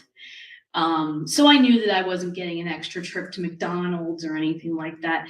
And I'm making real big generalizations because you probably know where I'm going with it. But I'm wondering if there's a way to prepare the budget focusing on the increase first and not the expenses that are needed first. So, let's say, we want to budget a modest, and every once in a while we do need an increase, like 2 or 3%. And then, start going down from there. Like, okay, what can we do to make this 2% work? Okay, maybe we need to not, and I know that the police, for example, and I'll assume that you're correct saying that there's 7 union contracts around here. I know that once they're negotiated and put into place, you can't screw around with the union contract. So I'm wondering if there's like other things that we can cut, if there's like, I don't know, a way that we can generate, miscellaneous revenues to just to help a little bit. But, when, a business is experiencing a crunch, they make cuts in expenses, and God forbid, sometimes they lay off people or, I've had experience in my travels where there are businesses that cut people from full-time to part-time so that they don't have to give them benefits. So I'm just using these things as examples because what it seems to me, and I do appreciate the fact that there are issues that have to be juggled, such as the bond rating and other things with the reserves and whatever. And I understand that has to be balanced, but you're costing us an 8.7% tax increase. So what are your thoughts on that? I think it's a good idea. Sorry. No, good. You gotta go to the mic. I think that's a good way of doing it. I don't know if it would work, but I think it's a good way. You say, okay, 3%. Live on the 3% increase. I don't care how you do it. Administration, you got 3%, make it work. That's pretty much what you're saying, right? Yes, and I mean, within reason, it could be 3.2, but Percentages. yeah, but some sort of guardrail possibly, to work within instead of saying, okay, we need this expense, we need this expense, we need to pay all these people, and now it's 8.7%. Just thinking. No, I think it's a good idea. And I think maybe we should do that next year. Maybe we should. what about this year? Well, I know that may I understand, guys, but guess what? That's not happening. No, it's not. Okay, it's too late to do that now. That's a process that's already taking place with So, you know, you can. the administration and the various departments. I do. But I'm sorry. is it a done deal? That's right. I agree as well, that this is what the increase should be and work within that when these budget meetings take place with our different departments. Why are we having a public hearing if it's a done deal?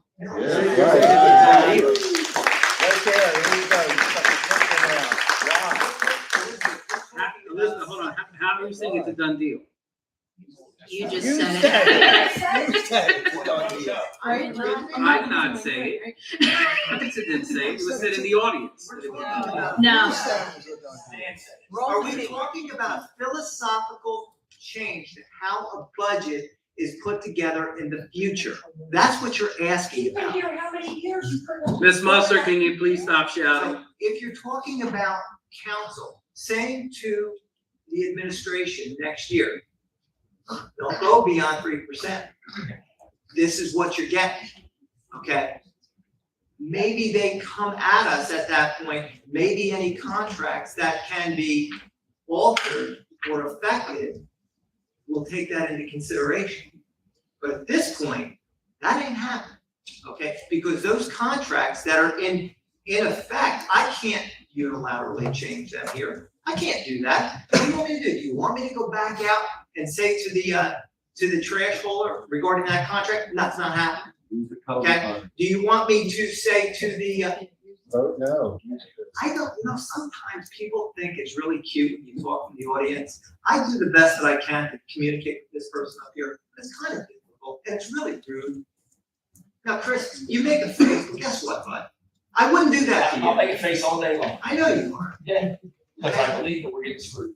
Well, I know that, Chris, and you just told me, but give her a chance. Give her the opportunity to have our full attention focused on her question. Is that fair? You were the one that said it was Is a done it deal. fair? I don't think any of this is fair. Okay, then I won't answer the question then. You can ask whatever question you want. Chris wants to be able to say whatever he wants to say from the All right, audience. thank Mr. Hutchinson, Ms. Dugan, unfortunately, your time is up. My time is up. Just, my parting words are just remember that this is taped. Thanks. Mr. Cruz.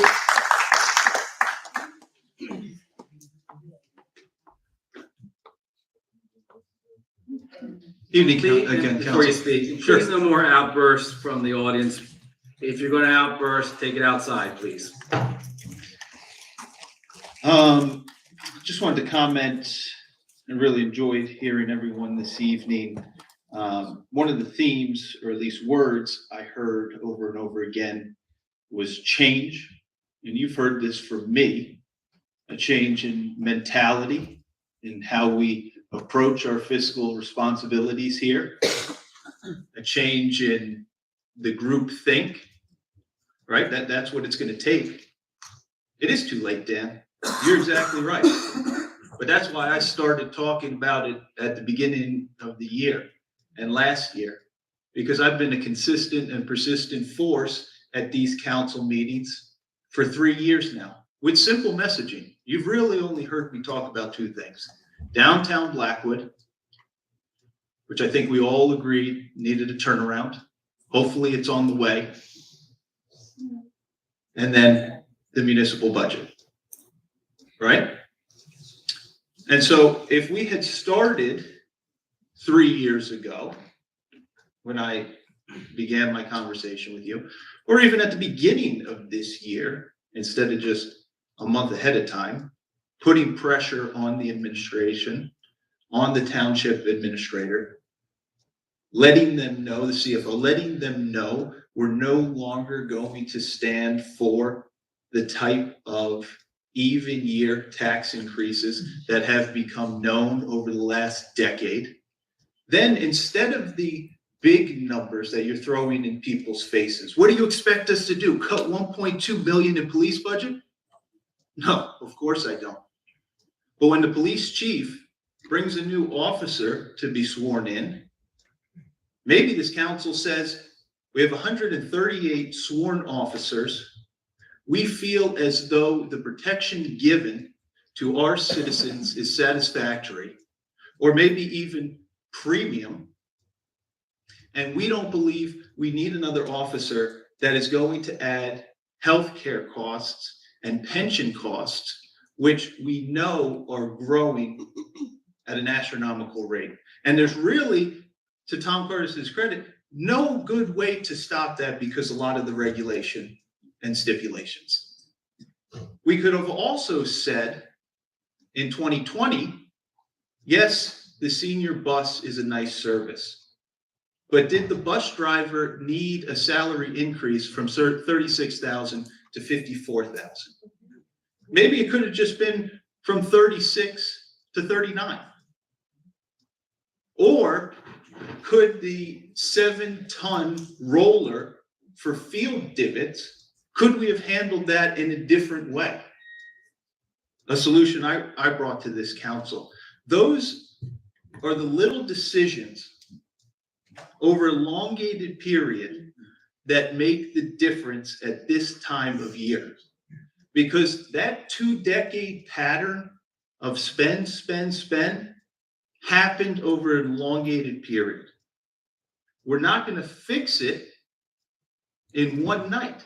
Hence why I take my civic duty seriously and come here to speak to you every 2 weeks as a reminder that it's a day in, day out job to oversee our finances.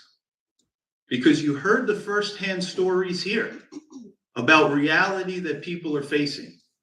I'm not going to throw grocery prices and gas prices in your face because I don't think any of you, maybe I'm completely wrong, but I'm certainly not, are multimillionaires and the gas doesn't hit you hard. I'm sure it's hitting us all hard. You're dealing with it and you're going to have to pay these taxes too.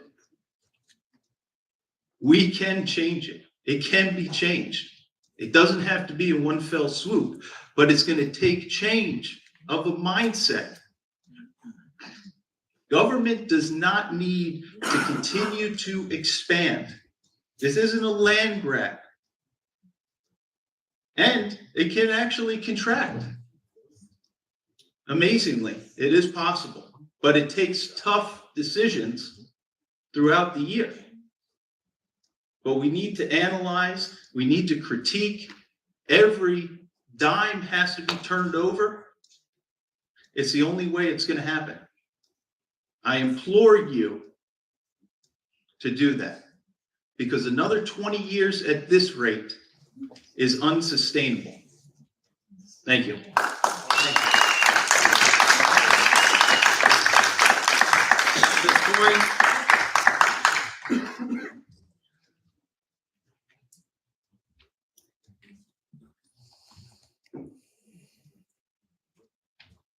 Denise Coyne, Chiefs Landing Road. Could somebody please tell me what the overall tax increase will be for a house assessed at $188,400? Denise, are you talking about the? Overall, not just the municipal, Mr. Carter's the overall. Yeah, at $188,400, the overall annual increase for the again, for the overall tax, including the county and the schools, fire district, is $130.19 per year. Okay, so that figures in the budget documents that went to the council members, correct? Yes. Okay, so that figure is using the Gloucester Township local school district tax amount of $53,600,000, correct? Correct. Okay, in the meeting, you said that the school tax is actually $53,874,000. So I'm wondering why that number isn't used in the meeting on April 25th, in the budget meeting with Ms. Barrett and I believe it was Gabby and the mayor. I don't recall saying that amount. Okay, well, you did. You said it was actually $53,874,000, but you were leaving it at $53,600,000. At $53,600,000. Okay, but you knew it was actually 53,874,000. You're telling me that, I don't know. Okay, well, that's what you said. And also the Kingdom County tax rate is listed in these figures at, a 5% decrease when it's actually not a 5% decrease. 5 cent, yes, it's not a 5 cent decrease. It is actually a 1.5 cent decrease. That has not So- been released by the county. It is. So, It has not been released by. I'm sorry? Has that been released by the county? Well, at the meeting, they were actually talking that it was a 3 cent decrease, but they were gonna make it 6, and then they decided to actually make it a 5 instead of a 6. Who is they, Ms. Coyne? Mr. Cardis. Well, we're talking about the county. He doesn't Yeah, determine what the county's decrease is. I'm telling you what the man said. He said the county decrease is Over there. 3 cent, but we're going to make it 6. And there was a discussion going back and forth about making it 6 cents instead of 3 cents. And then Mr. Cardis said, why don't we make it 5? We don't And have this a says number 5 from the cents. county. We don't have a number from the I'm county. telling you what you said, okay? And on this paper, it says 5 cents, okay? I said And that- all the that people was- back that wasn't- here- When did I say that, Denise? April 25th. Is this the secret meeting or is It this wasn't a regular secret meeting. It was a It meeting was. you had on April 25th, along with the administration talking about the budget. And what you actually said was, so we want to change from 3 to 6 decrease from county, lower the percentage on reserves. That extra 3 cents is ours. If you inflate all the estimated numbers, you can get more that way too. Okay, that wasn't actually said by you, but that was said. Earlier, you said the 6 cents decrease will drive down something which I couldn't hear. The difference is $600,000 This is- we have this is to on pay a- the county. This is tape meeting, this is. I heard what you said. Okay, doesn't matter. Doesn't matter if it's taped. Because I don't agree with all the things you hear. I don't know what. Okay, well, you said them, okay? And the numbers are actually Where was on I? these Where were you, papers. Denise? Because I don't recall. You were seeing- sitting right in there, Okay. and I was sitting right here. Okay. Okay, so the numbers that you actually said are in the documents that you sent to the council members. And all the people I have sitting back here that are accountants and CPAs said that the county rate decrease is actually much lower than that. So between the increase and the decrease for the county and the school tax, which should be 53,874,000 according to you, which is listed at 53,006,000. If you put in the correct figures, the actual overall tax rate for a resident with a house that's assessed for $188,400 is $197.56. So that's a difference of almost $70 per year. So keep that in mind when you vote on this budget. Do you really know what you're voting on? Do you really know the impact Are you that talking it's about the going to local- have? The local or the overall? The tax, Denise? overall No, tax. There's no way. There The is no way. The overall tax, Council, what does it say above the column, 2022? What is the word that is written above that? What does it say? Which one are you looking The document that she's referring to, the summary, the 2-page summary, what does it say above all the levies? What's the word above 2022? you have estimates. It's estimated. But That's you correct. said It's in the estimated. meeting that It the is actual, estimated, you Denise. said, All right. you said the Ms. actual Coyne, amount was Ms. Coyne, 53,874,000. That was your Stop. and we're not using Thanks, Bilodeau's number. That's Thanks, what you Denise. said. Ms. Coyne, So Boy, I just want to know. Discovery if points, you're not council coming knows back what they're up, Ms. voting on. Coyne. That's fine. Please sit down. Like I have something to do with Ron. county tax. We're gonna take a 10-minute recess. Everyone needs to cool off.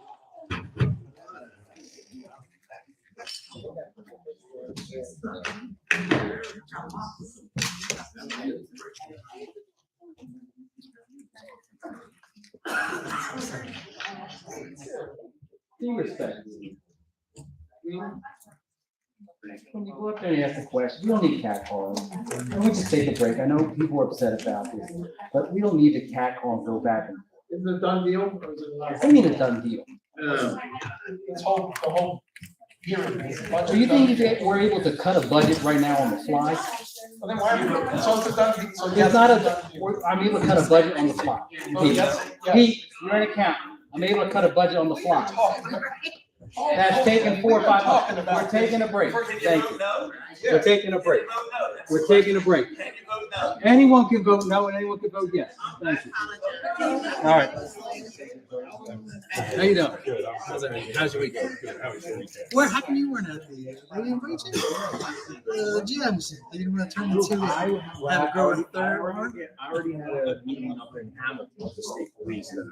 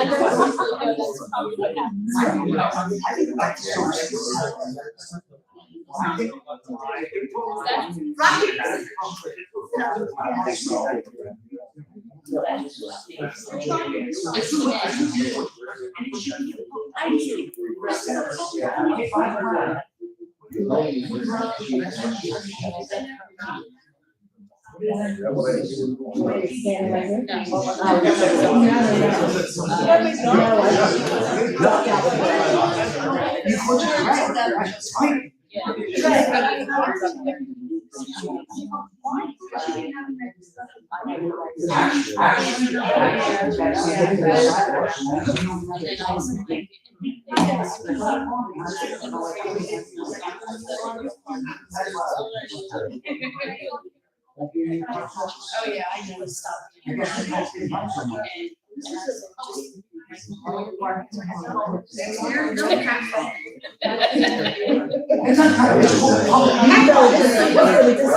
No one cares if Carter's potentially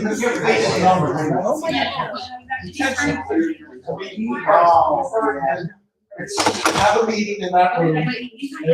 Read that meeting for there, potentially just take the numbers and get it to that room. But what else? You know, what else? What else? I don't understand why you don't care. Why it's called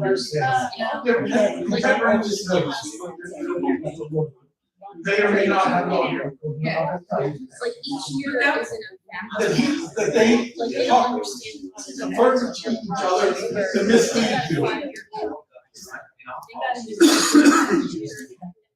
Contemporaneous is what? But you know what?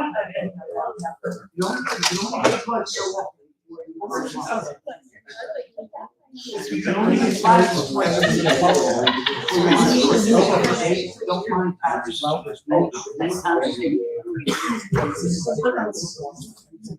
It is going on here, they're trying to freeze us. I know, go find it. Get somebody. You're the man, go find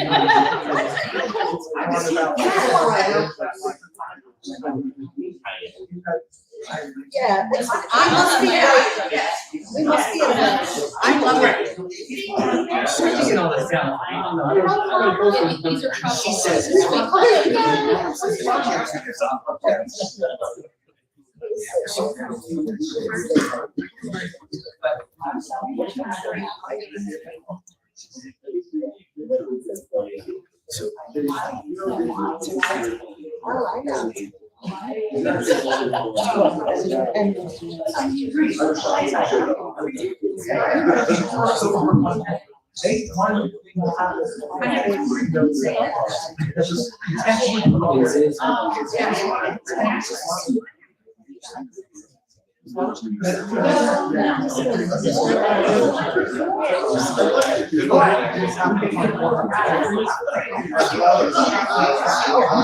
I'm sorry.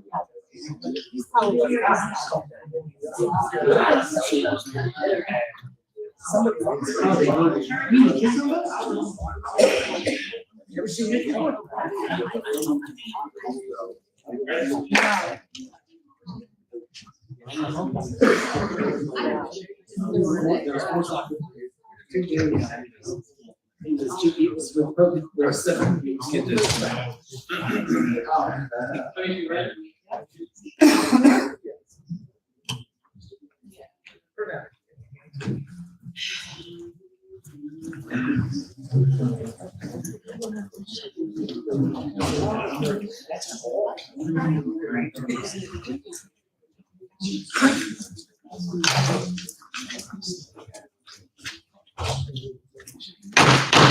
Madam Clerk, can I have the roll call again, please? Mr. Hutchinson?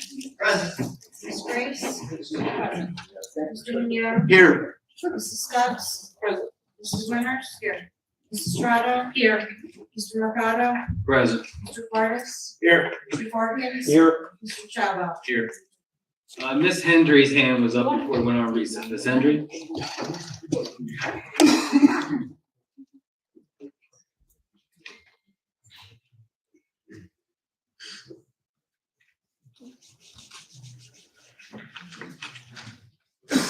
Dina Hendry, 89 Lamppost. Quick question, and I'm completely new to this whole budget thing. If, as my son Hunter says, if we thought outside the box instead of being inside the box, meaning if today voting, each of you said, no, we're not doing this budget, being that it's not a done deal, what would happen? It goes to the state, and the state will determine what the budget is for the township of Gloucester. So if Correct. Is that correct? That is correct. So you have Trenton, Ray, making a decision for our town. So if you guys said no, because maybe you're like, well, we don't know all the facts, or maybe we don't agree with something, and maybe somebody has reasonable doubt, right? So we should say no, and let's try it again, or maybe have Trenton do it. Would that be such a bad thing? Right, no. I wouldn't want that, an outside organization making a decision for our township. Why not? Did they do that in Camden? No. Yeah. And then what happened? So Dan, you're talking about, what I heard from some people in the audience is that there could be $170, $190 increase on your tax bill next year. Can you get a microphone, please? You think that it might be advisable for Trenton to come in here and set the budget because of a $190 increase? What I'm saying is, being that it seems, and like I said, this is my first go around, so I am completely new at this, but being that there is some discrepancies, and we could sharpen the pencil, as we like to say in the property management world when we're dealing with our vendors, to sharpen the pencil. Maybe we can sharpen the pencil a little bit and say, okay, instead of having a 23% increase in the mayor's office, maybe we need a 15%, and that would decrease our increase a little bit. It would just help. I mean, I understand $70 a month really doesn't seem a lot. No, it's $70 a month. No, a year. Okay, $70 a year, which No, $170. it's $170. Okay, but think about the seniors that don't get an increase. They don't get an increase in their Social Security. They're already extended. Tom, is there a property tax freeze? Explain how that works again, because. They have to pay it. What, you have to qualify for that. And what is the qualifications? I believe it's, again, I would defer to the tax assessor because he's the guy that handles that, but I believe it's the income threshold is 10,000, which excludes, pensions. I don't know what other exclusions there are, but I know that the threshold is 10,000. So what do you, Tommy, you suggest, and I know that you just put a caveat on that, but if I'm a senior and I live in town and I get social security, a pension, and I have a small job against me, how does that work? You may not qualify. Because of the small job? Or because of the? It depends what it does to that income threshold. There are a lot that do not qualify for it. So you have people and we have somebody who rents, right? That also, their increase, property management companies are increasing rent. I mean, we increased rent a lot, because the market's hot. But you're putting increases on people where it's gonna overextend them, I would just urge you guys to maybe think outside the box and vote no and see what happens. And guess what? If it winds up that we have a 20% increase because Trenton did it, then you can all say to us, you guys are stupid. You should have had it. So if Tom's numbers are right, okay, Tom, if your estimates are right, you think it's about $130 increase over the course of the year? Correct. For a person with $189,000 assessed value? 188,400, yes. Okay. And if you have a house that is assessed at $300,000, I'm using the average assessed value. So let's say it's, for the average assessed value is 130 something, by Tom it's 170 if we follow somebody else's numbers, okay? You see the increases are in public safety, trash, pension and FICA. What's Trenton gonna do with pension and FICA obligation? What are they gonna do?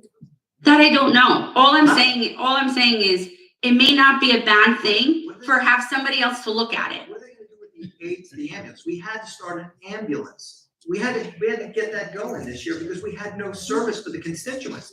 We spent $340,000. What are they gonna do with that? Understood. What are they gonna do with the solid waste disposal of $485,000? Nothing. They're definitely not gonna do a better job with hunting down a more affordable disposal contract. It's not gonna happen. They're gonna say, well, it's the best we can do. I don't want that, okay? What are they gonna do? Are they going to go to the police department and they're gonna say, okay, 25% of the employees are off? So basically what is basically saying is that even if win, lose, or draw, this is going through tonight. No, win, lose, or draw. That's what I'm saying. If it didn't go through, what would be the worst thing? It goes to Trenton.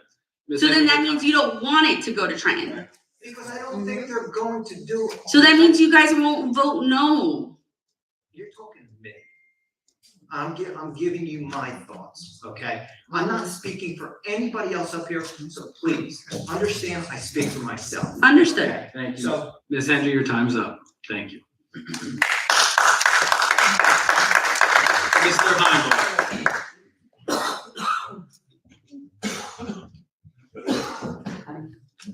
Peter Heinbaugh, Morningstar Court. I like where Ms. Henry was going with this, outside of the box. We vote no. That's step one of the Henry plan. This budget that we're putting forth here, already we asked Trenton and been granted an extension because we passed the deadline of the due date of the budget, right? Why can't we ask for another week or two extension before we pass the budget? We've already asked extension, we're already late. So Trenton, I'm not sure why they would deny a 1 week extension, 2 week extension. So step one of the Hendry plan, we vote no. Step two, the Heinbaugh Hendry plan, we get Trenton to extend the due date the deadline date of this, we ask. No one seems, it doesn't, we already asked once, we already asked many years and get accepted for an extension. We ask. And then we look at this. I've been through I could find some line items that appear to be over budgeted on the expenditure side, maybe just out of caution probably, but we shouldn't have a cautious budget that raises our taxes 8.7%. Some revenues that are under budgeted out of caution, but we shouldn't be so cautious, just so we're all comfortable not exceeding budget line items and things like that. It's not time to be cautious. And spend a week or two. Here's a name, Blue Sky Power Consultant. Do we know we're getting our cost benefit, our money's worth using Blue Sky Power Consultant for our energy consultant in this town? We already have solar panels everywhere they could be put. So I don't know why an energy consultant may not be worth hiring. That's one example just off the cuff of a budget cut. So let's vote no. Get a 1 week extension, 2 week extension. I'll volunteer my time to go through analysis that doesn't want to be done and budget line items and ask questions, line item by line item, and see where we end up. And the 3.4 million could be back on the table rather than an 8.7% tax increase. Let me ask it this way. What is the responsible difference between keeping this $3.4 million in a desk drawer for next year, but raising taxes 8.7%, having a $3 million in a desk drawer just in case something happens next year? What's the difference between using that $3.4 million now and zeroing our tax increase? And then if things go south next year, then we do have to raise it 8% or whatever we're talking about. If things go south, maybe things don't go south. Maybe COVID hits and there's federal money. Maybe COVID doesn't hit and we can put forth a responsible budget next year. What's the analytical difference between banging an 8.7% tax increase this year and holding the $3.4 million rather than applying it to this year and seeing what happens next year and possibly having to raise taxes if things go south? But what's the analytical difference and the financial responsible difference between those? I don't want to take your time. Okay, I'm done. That was my final comment. So you got the time. First of all, I know how much time you put in the budget. And I'm not being, I truly understand and respect that, okay? I have listened to over the years to people saying, we want an even distribution of tax increases year to year. So we're getting an 8.7 next year. Well, it's verbatim. I mean, it's. Okay, I mean, I don't know what it's gonna be next year, but what I can do this year is I can say to the administration, with my voice, don't think to use the 3.4 that's being used in this budget next year to give a zero. I want some this year, some next year. That sounds like you were counting on, you're building up for an 8.7 next year. I mean, if it's going to be equal. I don't know what's gonna happen next year. I don't have a crystal ball. So let's use it. But I do know. And then if we have to raise 8.7 next year because things go south, we're 1 year ahead of the game. We're not behind. We're not behind. But I know that based upon the two numbers, we're looking at between $136 and $170 increase over the entire year this year on a property assessed at $188,000. So that's, although it's an increase and I don't like it, but let's keep it in perspective. Okay, now next year, if we go all in, okay, for instance, I mean, I looked at your email. If we go all in and we say, we're gonna take every dime of revenue that could potentially be anticipated, okay, we might be able to get it down to a $75 increase. But what happens next year when the county, when the schools can't hold their line, okay, and we no longer can hold, we can't hold it either, then you're gonna see a massive tax increase. And I've had people in this audience who said, why are you letting that happen? Why don't you talk amongst everybody? So this is. That's the philosophical response to your question. Because the county went down, by the way, they didn't go down as much as Mr. Curtis presented to you, that they went down. That was part of this earlier discussion. You've been misled with that number, just. You know, something, I don't You know. think those things. So if that's the case, that's the case. I mean, but I can address it now. Thank you, Mr. Heimbaugh. Yes, sir. Mr. D'Amico.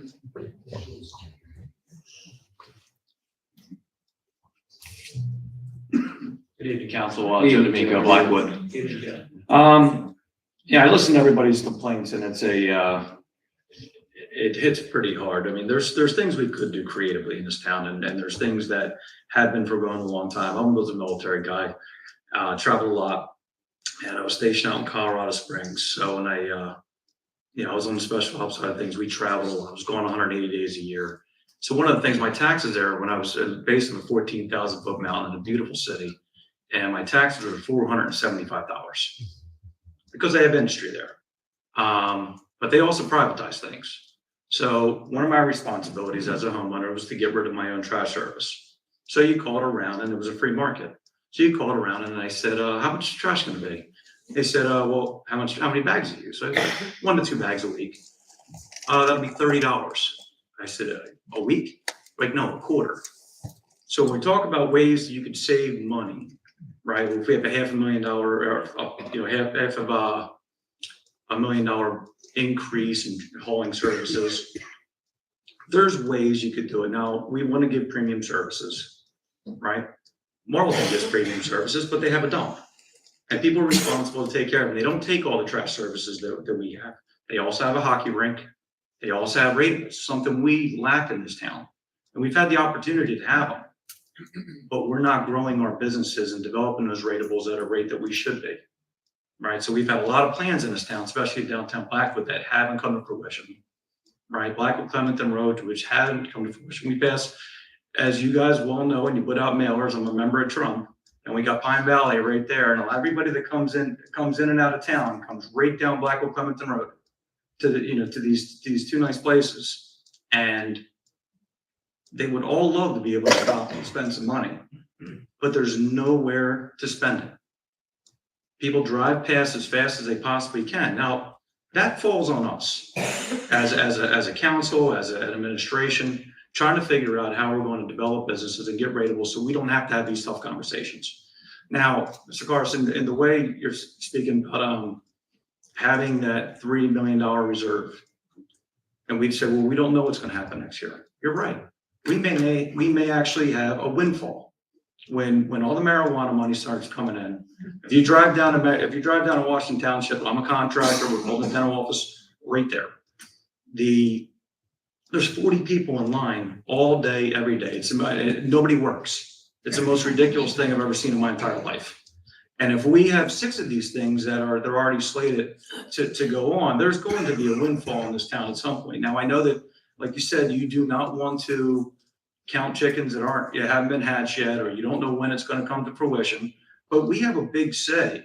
You guys have a big say in what businesses can and cannot come in town. And there's a way to get people into business in this town. Now, that would take forward thinking and thinking about maybe, and a conversation I had with the mayor is one of these things is we should have somebody, on staff in this town that's responsible for helping get businesses get open. An actual business administrator that is going to help administrate business in town and goes around and solicits businesses, helps recruit people in, helps them get through the permit process, help them get some of these vacant buildings open, because all these vacant buildings, they've been paying taxes for so long on these places. As soon as they are able to get a rent, they have to gouge in order to make up all that back money for these vacant things that have been sitting forever, where it's cheaper to actually just knock them down and not have to pay the improved value. So there's things we can do better as an administration to make this town, much more profitable than it is, and we wouldn't have to, put it on the backs of all these citizens. So, I urge you guys to table it. In Camden, Chief, Camden County got taken over by the state, right? For the police department? At And some- then the county? Yeah, at some point, the state had taken over, oversight of the police department, and They then took over the whole Camden city. County, took over the police department. And why was that? I think that was 2012. Right, and what was the reason for it? There was a lot of reasons. Depends on who you ask. Yeah, I mean, there was alleged corruption issues. There was issues of costs. There was labor contracts. There was a lot of reasons. Lack of funds coming from the state caused them to have to come up with other funding methods, which I believe Camden County came up with. So to say that we were to push it back to the state and have the state step in, do you think the state's gonna say, Mr. Guy, I think that you're supposed to charge 20% more, and we're gonna raise the taxes on your citizens and I highly doubt that would happen. I know that we wouldn't want that as a town because we're giving up our operational control and giving it over to the state. But to imply that it would necessarily be the worst thing for the citizens, I think is a bit disingenuous. Can I ask You may. my point? And I'd like to ask, do you think that $136 or $170 increase over the span of a year justifies throwing it into the lap of the state? It's not, I'll say That's my point. well, two things to that. So one, I think that's it's a relative number. There's not many homes that's going off assessed value. That's not what most homes, I think. It's the average assessment. Yeah, okay, well, that's, my taxes when I came to this town in 2006 were $6,100. And they're over 10 at this point. Now, I've never called a cop. I've never used the fire department. I've hadn't had a fire. My trash gets picked up somewhat irregularly. Republic was much better with, I think they were much better with what they were doing. But we also don't need to provide certain things. Like we have slated thing for a lot of equipment, Scar said that we were going to buy them. So we need this leaf machine, this. Put it out to landscapers. Have them bear the burden of buying all this equipment and having to maintain all these things, and let them deal with that and let their employees with their insurance and their pensions and everybody else take care of it. We do not have to have the largest, prettiest staffing of municipal workers. We put it out to marksmen. Hey, marksman, you have all these contracts in town. I need you to get this piece of equipment and maintain this thing so the town doesn't have to. They use their equipment. They don't use our equipment. I know they do. But I'm saying if we had a special piece of equipment that we needed, and we went there, I think and said, hey, we need this, and you guys can maintain the thing that I need you to get this machine that we need, so the town doesn't have to go and borrow for it. And there's contracts to be had for it, and people would bid on those contracts. Well, what are the stipulations of the contracts? And you know this way better than I do. Obviously, they're not going to do that. Number one. Number two, we bid these contracts out knowing exactly how many basins they have to cut and the regularity of the cuts, and that's what they have to adhere to. And those machines take a beating in those basins. I'm sure. That's primarily where they're at. They're also doing the landscaping, and all that stuff is covered with insurance, and they're using their own equipment, their own workman's comp. You know how that. And I totally get it. But if one of the stipulations in the contract offering says that you have to have this piece of equipment, right, that we're requiring because we have all this public works equipment that we actually maintain, that we're going to try to dissolve, and we're going to try to lighten our load, and we're not going to be buying additional equipment, right? And we're going to each division of all across 10 and said, hey, listen, you're doing more with less this year. Give me your budget. I need you to chop 10% off. You got a 10% increase for the last thing.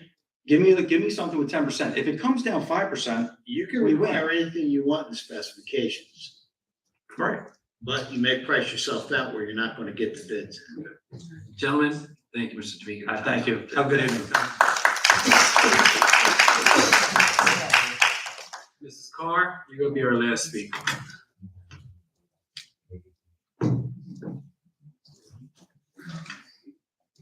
Dwayne Carr, Timber Birch. Two things. The one thing I'm feeling from everybody here is frustration in the fact that we're allowed to come to the microphone and vent. Because I think many people feel like the decision's already made. It may not be 7-0, but they feel like the decision is made. And so all of our talk here is venting. I would like to suggest for next year, we have this meeting 1 month before the day you have to vote on it. Give the people chance to come offer their suggestions, say things, and then you can go back and work on it. It may not change anything, but then again, it might. But it gives people the opportunity to know that they had some input, because input 20 minutes or an hour before you vote isn't input, it's just venting. Okay. The second point is the COVID money. This is a personal opinion of mine, but I don't believe COVID is ever going away. So next year, Tom could say, oh, we have to hold that money. We can't use it because we might need it next year for COVID. And we could go on and on and on like that. I would really like to see you try to use at least some of it this year. We're using half of it this year. Okay. But it would be great to use it all. But that's fine. I'm glad we're using half of it. So, but thank you for your time. Thanks, Ms. Carter. That concludes our public hearing. Let's do resolution 18 first. 130, I'm sorry. Resolution to amend the 2022 budget of the Township of Gloucester County of Kansas State, New Jersey. Entertain a motion? This is, you have to amend it, you have to read the whole thing? Okay, go ahead. Whereas the local municipal budget for the year 2022 was approved on the 25th day of April 2022. And whereas the public hearing on said budget has been held as advertised, and whereas it is desired to amend said approved budget, which does not require advertisement. Now therefore be it resolved by the Township Council of the Township of Gloucester, County of Camden, that the following amendments to the approved budget of 2022 are made. General revenue, miscellaneous revenues, section G, special items of general revenue anticipated within prior written consent of the Director of Local Government Services. Other special items, GTMUA solid waste from 262,000 to 0. GTMUA solid waste excess sale of compost from 0 to $262,000. Utility operating surplus of prior year, 240,000 to $0. GTMUA operating surplus of prior year from $0 to $240,000. General appropriations, operations within CAPS, community development from $289,500 to $260,930. Construction official from $810,000 to $760,000. Total operations within CAPS, $55,935,309 to $53,856,739. Total operations including contingent within CAPS from $55,935,309 to $53,856,739. Detailed salary and wages from $30,150,055 to $30,071,485. Total general appropriations for municipal purposes within CAPS from $62,693,524 to $62,614,954. Municipal debt service excluded from CAPS, interest and notes from $0 to $78,570. Total municipal debt service excluded from CAPS from $8,336,705 to $8,415,275. Total general appropriations for municipal purposes excluded from $9,673,016.58 to $9,751,586.58. Total general appropriations excluded from caps from $9,673,016.58 to $9,751,586.58. Total general appropriations for municipal purposes within caps from $62,693,524 to $62,614,954. Municipal debt service from $8,336,705 to $8,415,275. Be it further resolved that a certified copy of this resolution will be filed forthwith in the office of the Director of Local Government Services for certification of the local municipal budget so amended. It is hereby certified this is a true copy of the resolution amending the budget adopted by the Township Council on the 23rd of May, 2022. Entertain a motion. So moved. There's a second. Second. On the question. Roll call, please. Mr. Hutchison? Yes. Ms. Grace? Yes. Mr. Mignone? Yes. Mrs. Stubbs? Yes. Mrs. Winters? Yes. Mrs. Strato? Yes. Mr. Mercado? Yes. Resolution 139, resolution of the Township Council of the Township of Gloucester, County of Camden, State of New Jersey, adopting the 2022 calendar budget. Entertain a motion. I'll make that. Is there a second? On the question. Roll call, please. Mr. Hutchison? Yes, but, it doesn't mean that, I think that there are some. Okay, just yes. Does that make you happy, Denise? Please move forward. Ms. Grace? Yes, and I just want to add that that's what makes it so hard to give a rationale, but I will share this as part of the subcommittee, is that when we reviewed this budget, I asked questions. If I got a rational answer to why something was done or how something was budgeted, I was satisfied with that. But this is the reason why sometimes you don't get so much of a response from council, because, you know, it's as if we're really not really doing our jobs, and we are. So this budget, it was a rational budget to me, and it was a sound budget. No one's gonna be happy with an increase. If I'm correct, it's like $14 per month or so. It's, yeah. No one's happy with that. But things have to be done, and I was comfortable with the fact that we used part of the money. And I got a good rationale for that. So that's all I'm gonna share, is that I got good rationales for every question that I asked, and I'm comfortable with that. Like, Councilman Hutchison says, he's not always happy. I don't think any of us are really happy, but we got good answers for why the budget is written the way it was, and you know, sort out the way it did, and he did a good job in my opinion. But that's all I have right now. That's all I have. So, Yeah, yes, I'm sorry. thank you. Mr. Mignone? No. Mrs. Stubbs? No. Mrs. Winters? Yes, I mimic Miss Grace's comments. Mr. Strato? Yes. Mr. Mercado? No. Budget passes 4-3. We have one GTE Gov Access email. From Linda Huschel from 900 Central Avenue, Glendora, New Jersey.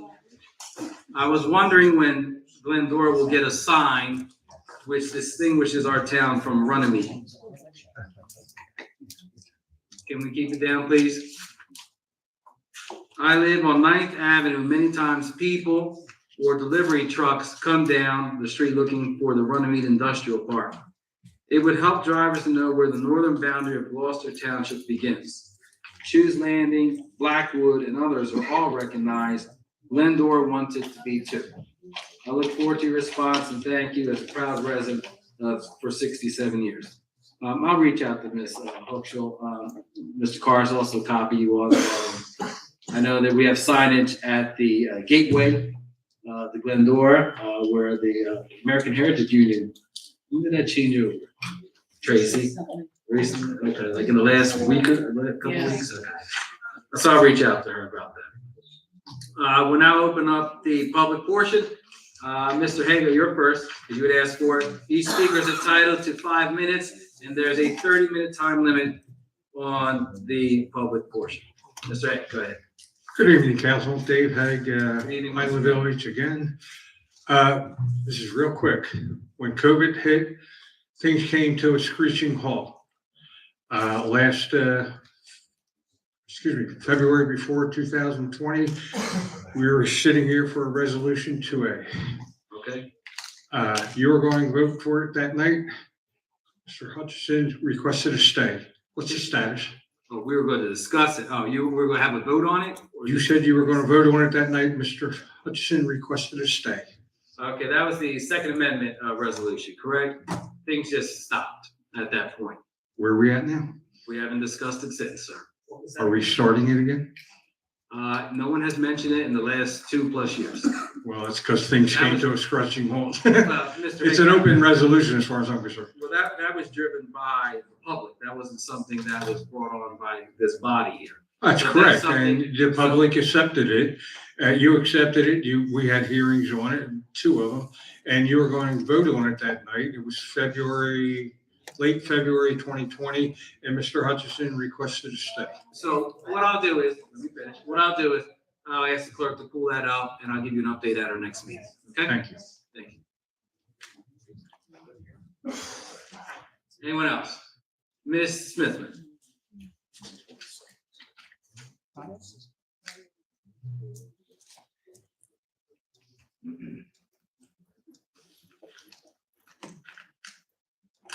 Shauna Smithman, Millbridge Gardens Apartments.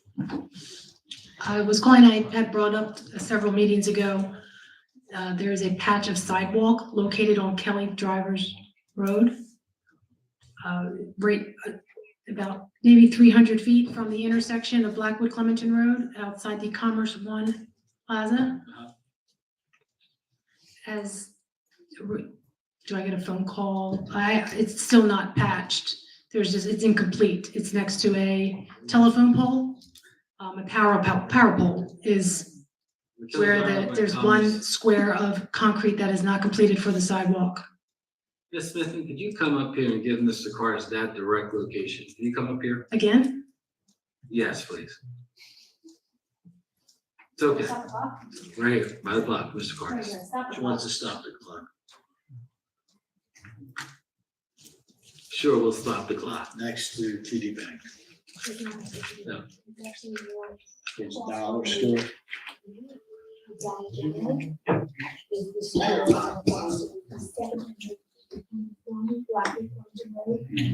Kelly Drive Road.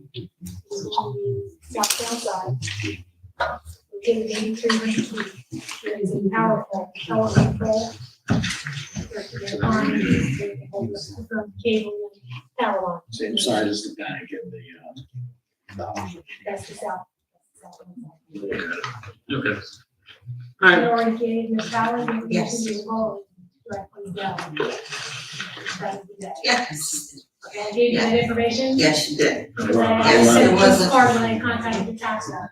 Yes, Mr. Harris is gonna go out. Check it out. But did you call the company that was supposed to complete the sidewalk? You don't have to get it because you don't work for. No, we don't You know, work we for don't him. know, we But didn't know who the company was that was I gave completing it the to sidewalk. you.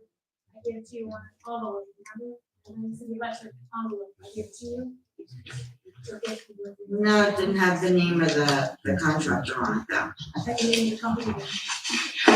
Can you make sure we look into this? It's not fair to everybody. I don't like the information in the first place.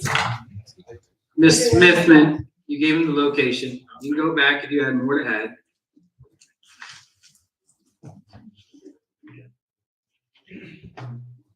With the increase in budget, it's another year. If I could bring up once again, the inability for some people to identify where they're actually located as far as what district would serve them for the local fire and the local police department. There are several different areas that people may not be able to get this information. One is people that are illiterate. So if you could identify with the label, a picture indicating one for fire, and one for police, people's inability to write the language, whether it's due to missing a limb, or maybe they don't know the language so well, but they would be able to identify the local police by the symbol and the local fire department by the symbol. If it's in raised or recessed writing, they could hold the piece of paper up to it and use something to graph it on, like a crayon, or what is it called, graphite, lead, different materials to use, that they could hold the envelope up to the placard. And if it's located on the street sign post, if you live on a street, it's identified with a street sign.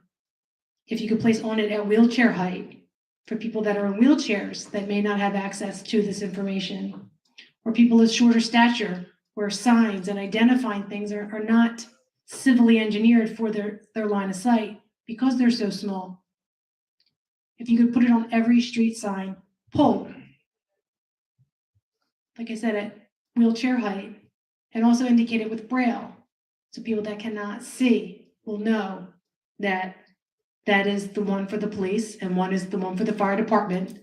If they cannot see, if they don't write either, they could hold their envelope or piece of paper up to the placard and get an engraving of sort. So they would have the information, know where they're located, what district serves that location, the police and the fire. This is very complicated. I live in Millbridge Gardens Apartments. It's considered Gloucester Township. I was directed to the Choose Landing Fire Department to vote. It didn't make any sense to me. I didn't go to vote in this February election because honestly, I don't think the gentleman that explained to me at the community center really knew. I think he just kind of answered it. But that's where I went to vote, to the community center, to vote for the fire chief this year for 2022. They said it was in Choose Landing. That's really far. I'm in Gloucester Township. My zip code is Clementon. It didn't make any, I didn't understand that I wasn't going to walk all that way to the wrong location. Not when my United States Postal Service address identifies my mailing address as Clementon, yet I'm in a Gloucester Township City Council meeting. I'm told this is the township that serves it, and your zip code says Blackwood. Sure. You brought up the Braille thing, each time you come to the meeting. Braille picture for people that are illiterate, Braille for people that cannot see, raised or recessed writing for people that cannot write, wheelchair height, and lower to the ground for people who are, the signs are not civilly engineered for their line of sight. Can I ask a question? Okay. So if somebody's in a wheelchair and they're blind, how are they gonna find fire hydrant? I didn't say fire hydrant, street post. How are they gonna find the street post?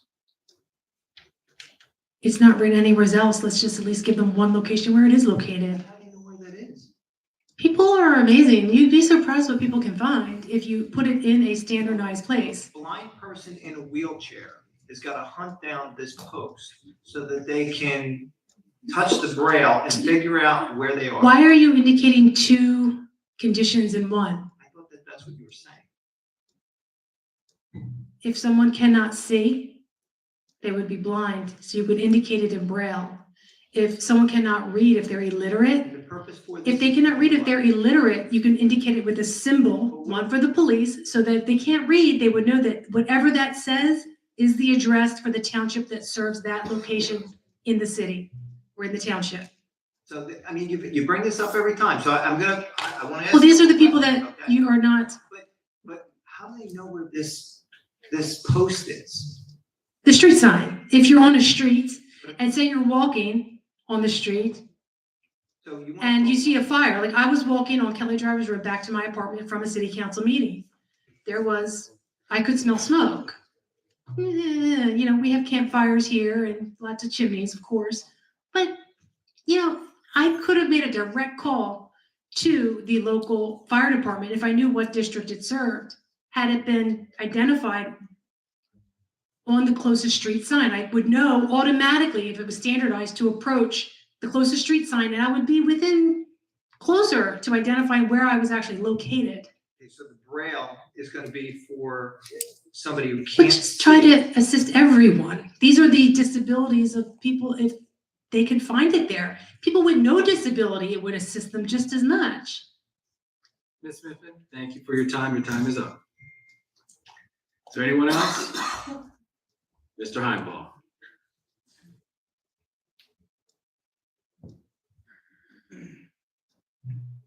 Pete Heinball, Morningstar Court. I meant to ask this question during the budget hearing. I'm gonna ask it now, too late though, but the resolution 138 that was voted on today to amend the budget. We've changed on the expenditure, on the appropriation section of that resolution, we increased interest on notes by 78,000. And to offset that perfectly, so it's making a net zero impact to the budget, we decreased 2 line items for salaries and wages, two different departments for salary and wages. So we're talking about how tight the line items are in this budget.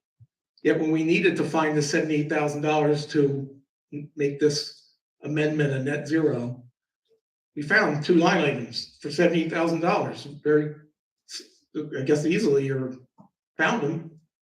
You snipped off $78,000 worth of salary and wages to offset the $78,000 interest, and that's gonna be a question for another day. Actually, Pete, I can answer that. I can. During our conversations on the budget, I remembered that point that we had discussed. And Mr. Cardis last week during, when the subcommittee met with HR and Tom, they brought these 2 positions up, and they brought that, actually you brought up the need to amend the budget, and I said, these 2 positions are where we need to. So they weren't going to be cut though until, we Well, were going to leave them in the budget until we had needed the $78,000 to zero something out. So how many more are these other ones? And you're giving me an explanation, and I'm not buying it. Can you let him finish, please? I heard it. If you were in the meeting, I'm telling you right now, it was not a cordial, interaction between Tom and I. So what if we needed 150,000 or 250,000 to make this a net zero? We probably would have snipped out a few more budget line items, reduced some other line items to reach this 150 or 250, and it's there. It's there. We claim how tight and untouchable the line item expenditures are on these line items on the budget, but when we needed 70,000, snip, we found it.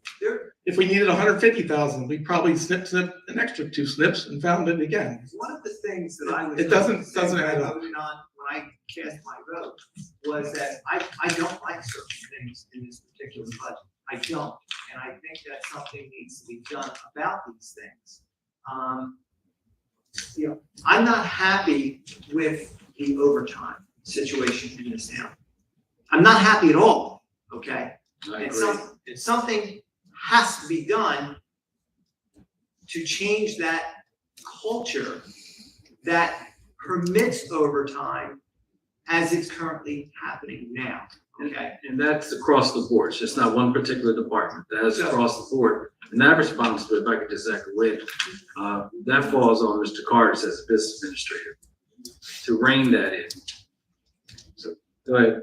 That's a good discussion. I'd like that exchange. Take your time up, but when we talked on the phone, an hour one day, maybe more time on the next day, I listened to what you said, and I'm not patronizing you. I value that conversation.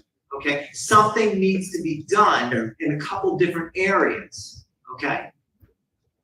Yeah, and those conversations were fruitful 2 ways. They were fine. But what I got from you more was explanations to responses to my question. Not let's roll up our sleeves and do something about it. That's what I wanted to hear, and I didn't hear any of that, and I wish I would have been. Okay, thank you. Thank you, Pete. Is there anyone else? Seeing none, we'll close the public portion. Polling of director. No, all right.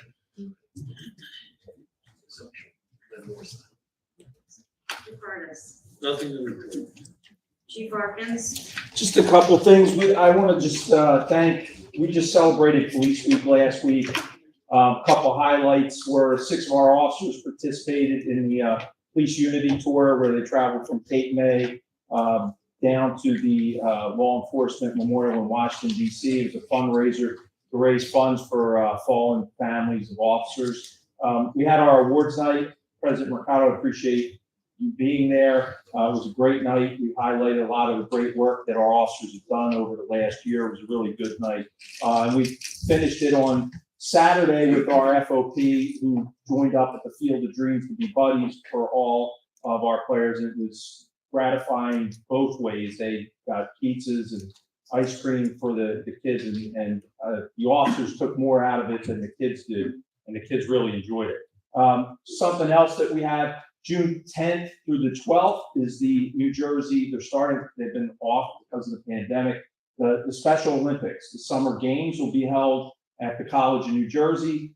Our officers for the last 16 years have participated as part of the fundraiser. The torch run will be running our 3 miles of the torch run up the White Horse Pike on the 10th. And this year we've been honored. Our honor guard will be leading in the athletes. I'll be up there with the contingent officers. And one of our own who coordinates it, Sergeant Adam Olano, will be representing all of Camden County, carrying the torch in for Camden County during the opening ceremonies that Friday. So it's really a great thing. And the last thing, just for everyone, I'm honored to accompany the mayor 1 week from today, Memorial Day. The Memorial Day services that this town does is really quite an event. We'll start out at 8 o'clock in the morning, and we'll hit 8 different veterans memorials throughout the town, culminating with the 11 o'clock ceremony here at Veterans Park, where we honor all of the war dead from our township. So I'd invite everyone to attend that. It's quite a poignant day through the Memorial Day weekend. Learn that. Have a good night. Mr. Treadwell, Nothing to report. Mr. Hutchinson, Nothing. Ms. Grace, Just have a great night and continue. I think all of us continue to do what we do for Gloucester Township. I think we all care passionately together, but I feel like we're moving in the right direction. Have a great night. Stay safe. Mr. Monroe, Have a great night, wonderful week, and a great holiday. Thank you. Mrs. Stubbs, Have a safe and happy holiday. Thank you for coming out. Good night. Mrs. Winters, Thank everyone for coming out, and I have to kind of mimic what the chief said. I think the officers and the players both had a really good time on Saturday. It was hot, but it was nice just to see a large group like that together, smiling and having fun and enjoying the youth of the town. Thank you.